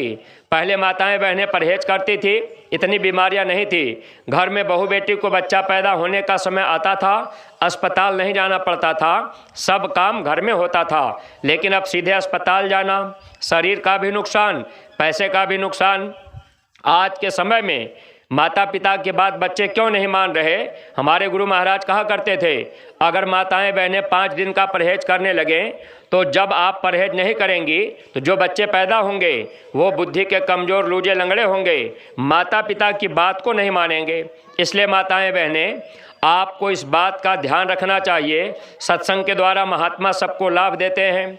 अंडा कैसे बनता है? 12-15 दिन पर पक्षियों को भी गंदा खून आता है, वही पक्षियों का खून रुक जाता है, अंडा बन करके तैयार हो गया। अब हम आप बड़े प्रेम से खा पी रहे। आए प्रेमी भाई बहनों, विचार हम आप नहीं कर पाए। गांव के जो भी प्रेमी हैं, आप सब लोग पढ़े लिखे जानकार हैं। एक बात हम आप लोगों से पूछ रहे, आप लोग अपने अपने घर में बैठकर रोटी खा रहे, आपका बच्चा 2 साल का आपके बगल में खड़ा हो गया, अचानक बच्चा पेशाब करने लगा, बच्चे का पेशाब संजोग से रोटी पर गिर गया। अब आप रोटी खा रहे, उसी रोटी पर आपके बच्चे का पेशाब गिर जाएगा तो क्या आप लोग रोटी खा जाएंगे? पीछे वाले प्रेमी खा जाएंगे? नहीं खाएंगे। अब देखिए, सब लोग कह रहे हैं कि भाई हम नहीं खाएंगे। तो अपने बच्चे का पेशाब हम लोगों ने गंदा मान लिया, अब उसको हम आप रोटी को फेंक दे रहे कि हम रोटी नहीं खाएंगे, पेशाब गिर गया। अपने बच्चे का पेशाब तो गंदा मान रहे, इतनी हमको आपको जानकारी है। लेकिन है प्रेमी भाई बहनों, आज हम लोगों की बुद्धि कहाँ चली गई? वही मुर्गी मुर्गे के वीर्य और पेशाब से जो अंडा तैयार हुआ, बड़े प्रेम के साथ आमलेट और चटनी बना के खा रहे। कहते शिक्षा का स्तर ऊंचा हो गया, हम पढ़े लिखे जानकार हो गए, हम जय गुरुदेव के पास मथुरा क्यों जाएंगे, हम सत्संग में क्यों जाएंगे, हम तो गीता रामायण भागवत सुन रहे। प्रेमी भाई बहनों, अगर सत्संग नहीं मिलेगा, जीवन की दिशा और दशा दोनों बिगड़ जाएगी। आगे समय आ रहा है जब कुदरत हमको आपको लाचार कर देगी। शाकाहारी बनने की तारीख निश्चित है। उस तारीख के पहले आप लोग एक एक गांव गोद ले लीजिए। जो सत्संगी प्रेमी हैं तो आपको जस मिल जाएगा। गांव के लोग माने चाहे ना माने, अगर आपने एक गांव गोद ले लिया, गांव में आप प्रचार करने जाने लगे, अगर गांव का आदमी शराब पीना नहीं छोड़ा, मांस खाना नहीं छोड़े, तो आप ज़बरदस्ती मत कीजिएगा, लेकिन आपको जस मिलेगा कि भाई इन्होंने बताया था। जैसे आज के समय में क्या है, हमारे गुरु महाराज ने कहा, माता पिता की बात बेटा नहीं मान रहा, भाई अपने भाई को नहीं समझा पा रहा, पत्नी की बात पति नहीं मानता, पति की बात पत्नी नहीं मानती, तो गांव गोद लेकर के हम आप प्रचार करेंगे तो क्या गांव के लोग मान जाएंगे? मानेंगे नहीं। लेकिन है प्रेमी भाई बहनों, आपको बचाने के लिए हमारे गुरु महाराज ने आदेश दिया है, हम आप एक एक गांव गोद ले लें और गांव में आते जाते रहें। धर्मराज के दरबार में हम लोग कहने के लायक हो जाएंगे कि भाई हमने एक गांव गोद लिया था, गांव में हम जाते थे, हम इनको समझाते थे, लेकिन ये नहीं माने, तो हमको आपको गुरु महाराज बचा लेंगे और बाकी कर्मों का फल तो सबको भोगना ही है। और गांव के प्रेमी भाई बहन, जो ये परिवर्तन होगा, त्रेता और द्वापर में परिवर्तन हुआ मार काट के द्वारा, लेकिन कलयुग का परिवर्तन, स्वामी जी महाराज ने कहा आप रात में सोए रहोगे, सुबह जगोगे तो लाश पे लाश दिखाई देगी, उठाने वाले लोग नहीं मिलेंगे, कुदरत ऐसी दवा फेंकेगी, मांस मछली अंडा शराब खाने पीने वाले लोगों को एक व्यापक रूप से बीमारी लगेगी और उसका कोई इलाज नहीं होगा। हमारे गुरु महाराज ने एक बार बहुत पहले कहा था, बच्चा एक बीमारी आपको ऐसी लगेगी, आपके शरीर में खजुली पैदा होगी, आप शरीर खजुलाते खजुलाते मर जाएंगे, दवा काम नहीं करेगी। तो बहुत सी ऐसी बीमारियां आएंगी जिसको हम आप नहीं जानते, नाम भी नहीं पता। प्रेमी भाई बहनों, एक बार एक मास्टर साहब सत्संग खत्म हुआ तो हमसे कहने लगे कि भाई आपने कहा आगे समय आएगा मांसाहारी लोग नहीं बचेंगे, शाकाहारी बच जाएंगे, ऐसा तो नहीं हो सकता। हमने कहा भाई महात्माओं की बात मिथ्या नहीं होती, संत वचन पलटे नहीं, पलट जाए ब्रह्मांड। हमारे गुरु महाराज ने कहा है बदली हिंदुस्तान तब बदल जाए दुनिया। गुरु महाराज ने कहा बच्चा समय ऐसा आएगा मांस मछली अंडा शराब खाने पीने वाले लोग अपने को नहीं बचा पाएंगे। गुरु महाराज ने कहा बच्चे आप संदेश बता देना। मास्टर साहब कहने लगे वो कैसे हम मान लें कि भाई मांसाहारी मर जाएंगे शाकाहारी बचेंगे। तो मैंने कहा मास्टर साहब जैसे हम आप खेती का काम करते हैं, किसान आदमी खेती का काम करता है, आपने गेहूं बो दिया, गेहूं आपका जम गया, इतना बड़ा हो गया, तो गेहूं में एक घास जमती है जिसको गेहूं का मामा कहीं कहीं कहा जाता है। जैसे गेहूं की पत्ती होती है वैसा ही वो गेहूं का जो घास मामा है उसकी भी पत्ती एक समान, दोनों भाई जैसे रहते हैं। जैसे कई परिवार में एक भाई शाकाहारी है एक मांसाहारी है, दोनों भाई हैं, गेहूं और गेहूं का मामा दोनों एक समान। लेकिन किसान आदमी दुकानदार के पास जाता है, कहता है कि भाई हमारे गेहूं में ये घास हो गया। अब दुकानदार ने दवा दे दिया, आपने दवा गेहूं पर मार दिया, तो जो गेहूं के मामा दोनों भाई के समान दिख रहे, पत्ती वैसी ही है, लेकिन दवा मारते ही घास जल गई और गेहूं बच गया। ऐसे ही प्रेमी भाई बहनों, कुदरत ऐसी दवा फेंकेगी, शाकाहारी लोगों का बचाव होगा और मांस मछली अंडा शराब खाने पीने वाले लोग अपने को नहीं संभाल पाएंगे। इसलिए सत्संगी प्रेमी आप अपनी जिम्मेदारी को निभाइए, एक गांव गोद लेकर आप प्रचार प्रसार कीजिए। और जो सत्संगी प्रेमी हैं, देखिए हम लोगों के बीच में पूज्य महाराज जी अथक परिश्रम मेहनत कर रहे। कल महाराज जी मथुरा आश्रम से निकलकर काफिला लेकर के आपके गोरखपुर ज़िले में पहुँचे। आज बाराबंकी में कार्यक्रम करके महाराज जी गोरखपुर पहुँच जाएंगे। तो गोरखपुर ज़िले में लगभग 40 या 44 कार्यक्रम महाराज जी एक ही ज़िले में रहेंगे और लगभग 20-22 दिन तक उस ज़िले में जगह जगह सत्संग होगा। एक एक ब्लॉकों में 2-2 जगह सत्संग होगा। लेकिन प्रेमी भाई बहन बहुत से जगहों पर सत्संगी कम है। जैसे आपके ज़िले में सब जगह लोग नहीं हैं, सब गांव में सत्संगी नहीं हैं, ऐसे वहां गोरखपुर में तो महाराज जी का कार्यक्रम कराने के लिए आपके हरदोई जिला को 2 कार्यक्रम गोद के रूप में दिया गया है। आपको वहां जाना है। एक कार्यक्रम 7 जून को होगा, एक कार्यक्रम 14 जून को होगा। 2 कार्यक्रम आपको कराना है। हरदोई जिले के लोग वहां जाएंगे, वह कार्यक्रम आपको कराना है, वहां आपको प्रचार करना है, महाराज जी का कार्यक्रम कराना है, भंडारा बना करके लोगों को वहां खिलाना है। चाहे 2-4-10 हज़ार आदमी आ जाएं, तब भी आपको पूरे लोगों को भंडारा खिलाना है। और महाराज जी की विदाई आपको करनी है। और प्रचार गाड़ी आपके ज़िले से गई हुई है, उसमें डीजल पेट्रोल खर्चा हो रहा है। सत्संगी प्रेमी भाई बहन, अब आपसे कहा जाए कि भाई सब लोग गोरखपुर चलिए, तो पूरा हरदोई तो जाएगा नहीं। अब आप कहेंगे भैया हमारे पास समय नहीं है, हम जाएंगे तो हमारा खेती बाड़ी दुकान दफ्तर ये कैसे होगा। इसीलिए महात्माओं ने जब देखा कि अब के समय में जीव मोह ममता में फंस गए, तन की सेवा कोई जल्दी नहीं कर पा रहा, तो महात्माओं ने धन की सेवा लगा दिया। सत्संगी प्रेमी भाई बहन, दुनिया के लोगों से पैसा नहीं मांगा जाता, लेकिन आप सत्संगी प्रेमी हैं, आपको इस बात की जानकारी रखनी चाहिए।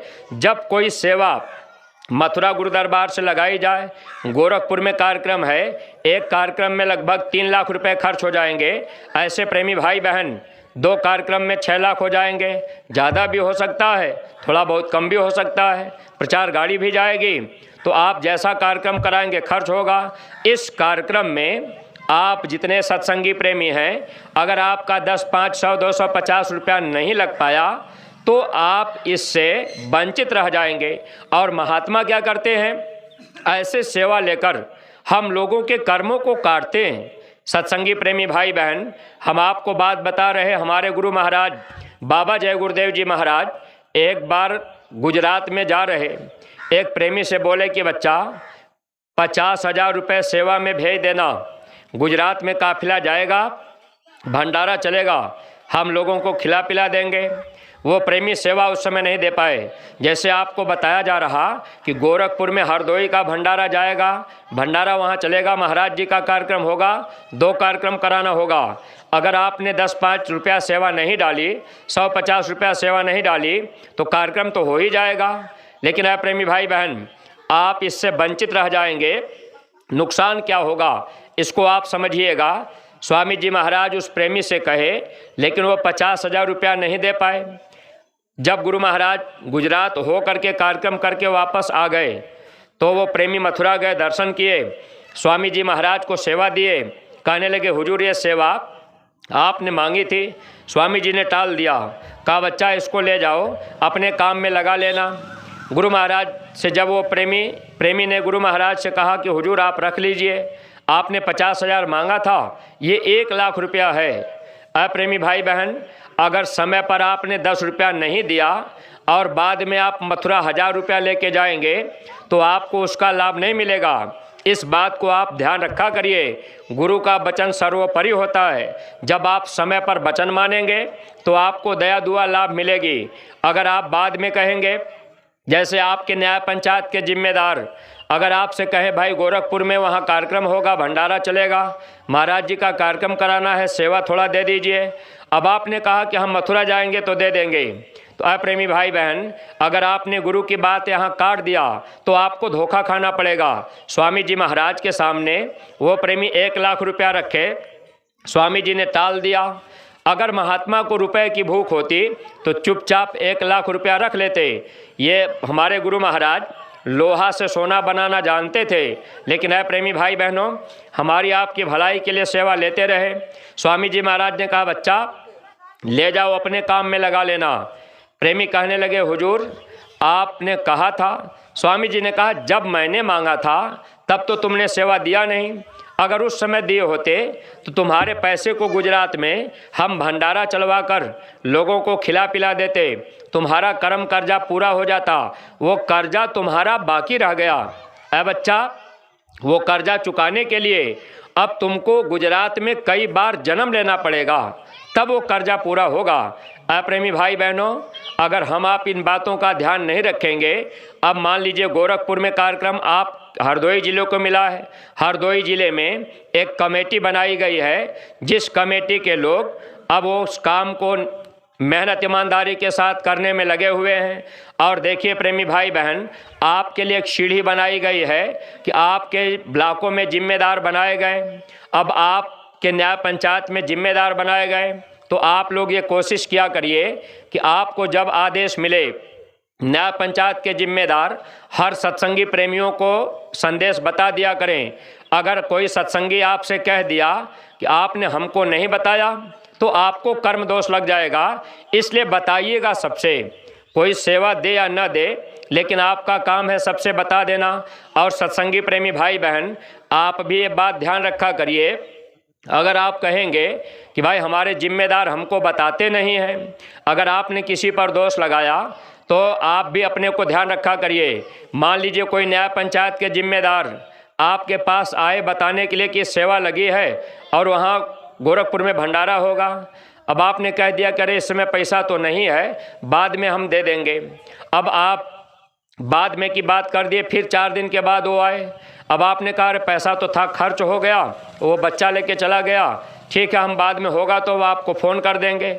अब जिम्मेदार 1 बार 2 बार आपके पास आए, आपने अगर सेवा नहीं दिया तो जिम्मेदार 2 बार 3 बार के बाद फिर आपके पास क्यों आएंगे? फिर उनका मन कहेगा भाई वो देते नहीं हैं तो हम बार बार क्यों जाएं। 3 बार आपने दौड़ाया और सेवा आपने 50 रुपया दिया, उससे ज़्यादा अगर जिम्मेदार का किराया भाड़ा डीजल पेट्रोल खर्चा हो गया तो आपकी सेवा तो ऐसे ही निकल गई। प्रेमी भाई बहन, इसलिए आप जो सत्संगी प्रेमी हैं, आप ये ध्यान रखा करिए, जब आपको न्याय पंचायत के जिम्मेदार बता दें कि ये सेवा लगी है तो आपके पास जो क्षमता हो, 10 रुपये की क्षमता है तो 10 रुपया दीजिए, 5 रुपये की क्षमता है 5 रुपया दीजिए, 1000 रुपये की क्षमता है 1000 रुपया दीजिए। जितना आप लगाएंगे उतना आप पाएंगे। तो अगर आपने ना कर दिया तो दया कर जाती है। इसलिए जब आपको जिम्मेदार बतावें कि नहीं ये सेवा लगी है, तो आपके पास जो भी सेवा हो, मान लीजिए आपकी इच्छा है कि भाई हम गुजरात वाले गोरखपुर वाले कार्यक्रम में 500 रुपया देंगे, 100 रुपया देंगे। अब आपके पास 50 रुपया है, तो आप 50 रुपया दे करके कह दीजिए कि भैया हम 100 देंगे, 50 हम बाद में दे देंगे। तो आपका भाव सद्गुरु को स्वीकार हो जाएगा। महात्मा भाव के भूखे होते हैं। भाव का भूखा हूँ मैं, भाव ही एक सार है, भाव से मुझको भजे जो उसका भाव से पार है। तो आपके अंदर भाव होना चाहिए। आप सत्संगी प्रेमी भाई बहन अपनी अपनी सेवा अपने न्याय पंचायत के जिम्मेदार के पास लिखवाइएगा। ये रजिस्टर देखिए आपके न्याय पंचायत के पास में रहेगा। आप कोई भी न्याय पंचायत के जिम्मेदार आपके बीच में अगर कोई पतली कापी लेके आवें, तो आप उनसे कहिएगा कि वो रजिस्टर ले आइए जो मोटा वाला है। ये ज़िले में रजिस्टर रहेगा न्याय पंचायत के पास, और इसमें कॉलम बना हुआ है। आप लोग अपनी सेवा इसमें लिखाइएगा। इसमें भंडारे का कॉलम और प्रचार गाड़ी का कॉलम। जैसे प्रचार गाड़ी गई है तो आपने जैसे 100 रुपया दिया, आपका विचार है कि 20 रुपया प्रचार गाड़ी में लिख दीजिए और हमारा 80 रुपया भंडारे में लिख दीजिए, और उसी के सामने अपना दस्तखत बना दीजिएगा, हस्ताक्षर कर दीजिएगा। वो सेवा इस रजिस्टर में लिखी रहेगी। न्याय पंचायत के जिम्मेदार जब सेवा इकट्ठी हो जाए तो अपने ब्लॉक के जिम्मेदार के पास जमा कर देंगे। अपने ब्लॉक के जिम्मेदार भाई श्री राम जी हैं, तो आपने उनके पास जमा कर दिया, उनसे अपने रजिस्टर पे दस्तखत करवा लीजिएगा। वो लिख देंगे कि मैंने इतना सेवा प्राप्त किया। और ब्लॉक के जिम्मेदार ये सेवा जिले में जो कोषाध्यक्ष के पास रजिस्टर है, आप उस रजिस्टर में जब फरदापुर आश्रम पर जाएंगे तो जमा कर देंगे। या आपके कोषाध्यक्ष अगर यहाँ आ गए, रजिस्टर यहाँ आ गया, तो आपके पास अगर सेवा इकट्ठा है, आपने जमा कर दिया, सेवा आपकी चली जाएगी। तो सत्संगी प्रेमी भाई बहन, ये गोरखपुर के कार्यक्रम की सेवा आप लोग तत्काल जमा कर दीजिएगा। आपका भंडारा 31 तारीख को यहाँ से चला जाएगा और वहाँ 5-7 दिन प्रचार प्रसार किया जाएगा। वहाँ प्रचार गाड़ियाँ 5-6 दिन पहले आ जाएंगी। उनको भोजन कराना, खिलाना पिलाना आपको करना होगा। आप तन की सेवा भी कर सकते हैं। जो प्रेमी जाना चाहें अपना नाम लिखा देंगे कि हम चलेंगे। आए प्रेमी भाई बहन, बाकी जो आदेश आपको मिले आप प्रेमियों को बताकर समय से सेवा करते रहिएगा, तो दया दुआ आपको मिलती रहेगी। अगर आपके घर में बीमारी है, अगर कोई जिम्मेदार पहुंच गए कि भैया सेवा लगी है, तो आप जैसे डॉक्टरी में खर्चा कर रहे 100 रुपया रोज़, अब आप परेशान हैं कि भाई 100 रुपया रोज़ हमारा डॉक्टरी में अस्पताल में जा रहा, तो आप जिम्मेदार को कभी लौटाइए मत। 10 रुपया ही दे दीजिए। कहिए भैया थोड़ा हम परेशानी में हैं, हमारा ये 10 रुपया लिख लीजिए। सदगुरु को भाव प्यारा होता है। अगर आपने गुरु की बात को काट दिया, जिम्मेदार को लौटा दिया, तो जिम्मेदार सोचेंगे भाई हम जा करके क्या करेंगे, और आगे जो समय खराब आने वाला है। स्वामी जी महाराज ने कहा अभी आपके यहाँ कोई घटना होने वाली नहीं है, जब आगे कोई घटना होगी 10 दिन पहले आपको खबर कर दी जाएगी। स्वामी जी महाराज ने कहा था सतयुग आने की तारीख मुझे मालूम है।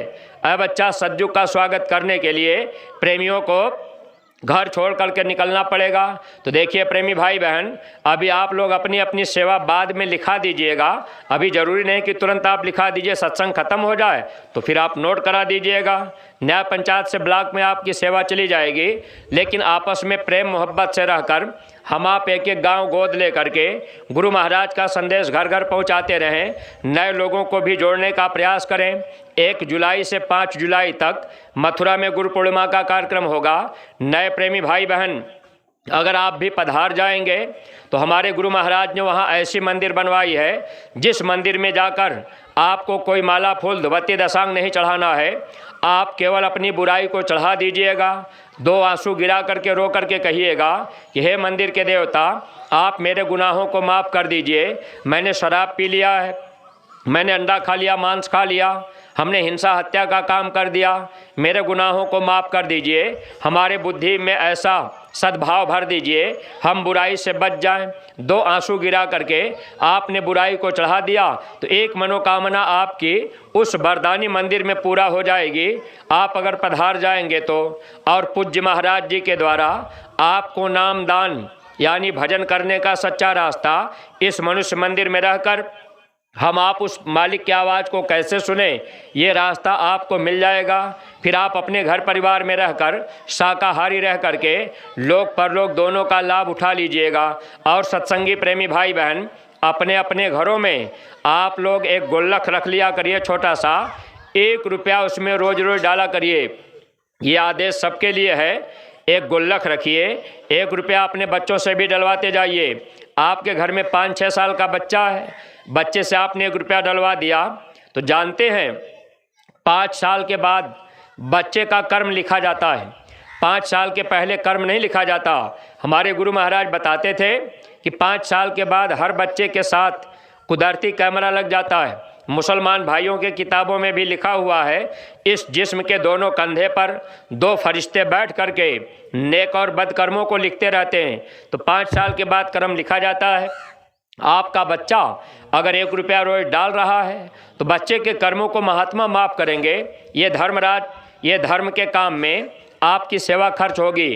तो जो गुल्लक आपके घर में रहेगा उसमें 1-1 रुपया आप डालेंगे। 10, 15, 20 दिन, महीना में आप उसको नोट बनाकर, सिक्का मत दिया करिए, आप बड़ी नोट करके रजिस्टर में लिखवा दीजिएगा। और रजिस्टर से वो सेवा फिर ब्लॉक में आ जाएगी, ब्लॉक से ज़िले में चली जाएगी। ये सीढ़ी आपकी बनी हुई है। आपस में प्रेम प्यार पैदा होने के लिए हिसाब किताब जान लिया करिए। कभी शंका हो जाए, कोई आपसे कह दे, जैसे मान लीजिए आपके ब्लॉक के अध्यक्ष भाई श्री राम जी हैं, अब कोई आपसे कह दिया कि भाई वो तो सेवा पहुंचाते नहीं, तो आपके मन में बीच में शंका हो जाएगी। तो शंका में कभी मत आइएगा। रजिस्टर आप कभी भी देख सकते हैं, आप सेवा दीजिए, हस्ताक्षर बनाइए और जानकारी रखा करिए। तो अप्रेमी भाई बहन, आपको इसका लाभ मिल जाएगा। तो हम आप लोगों का ज़्यादा समय नहीं ले रहे, हम अपनी वाणी को यहीं पर विराम देने जा रहे। देखिए प्रेमी भाई बहन, हमारे गुरु महाराज के दरबार मथुरा में लगभग 3-4 हज़ार गाय बैल सांड हैं, बेचे नहीं जाते। उन प्यारी गायों के लिए हमारे गुरु महाराज ने कहा था कि बच्चे ज़रूरत पड़ेगी तो मैं भीख मांग के खिला लूँगा, मैं बेचूंगा नहीं। अब गायों के लिए गुरु महाराज भीख क्यों मांगने के लिए बात कहे? गाय और बैल जब मरते हैं तो इनको फिर अगला जन्म मनुष्य शरीर का मिलता है। गाय मरेगी तो स्त्री का तन, बैल मरेगा तो पुरुष का तन। तो गाय और बैल की सेवा अगर हम आप करेंगे, वह सेवा अगर कर लिए तो बच्चे हमारे आपके घर में आएंगे, उसका लाभ हमको आपको भी मिलेगा। तो गुरु महाराज की प्यारी गायों के लिए जो भी श्रद्धा भाव सेवा आप देना चाहें, ये झोली वाले प्रेमी आपके बीच में जा रहे, आप लोग अपनी अपनी सेवा झोली में डाल दीजिएगा। जो गांव के नए प्रेमी आए होंगे, आप लोगों से मेरी प्रार्थना है, जब आपके पास ये झोली जाए तो आप ये मत सोचिएगा कि पैसा आपसे मांगा जा रहा। हमारे गुरु महाराज ने मथुरा के मंदिर में लिखवाया है, कृपया मांस मछली अंडा शराब खाने पीने वाले लोग इसमें पैसा न डालें, अति कृपा होगी। अगर आपका खान पान ठीक नहीं है तो आप झोली को प्रणाम कर लीजिएगा। अप्रेमी भाई बहन, पैसा नहीं डालना है। अपने सत्संगी प्रेमी प्यारी गायों के लिए सेवा डाल सकते हैं। बाकी नए प्रेमी भाई बहन, अगर आप शाकाहारी रहने का संकल्प कर लेंगे तो आपकी सेवा कबूल कर ली जाएगी। तो इन्हीं शब्दों के साथ हम अपनी बाणी को विराम दे रहे।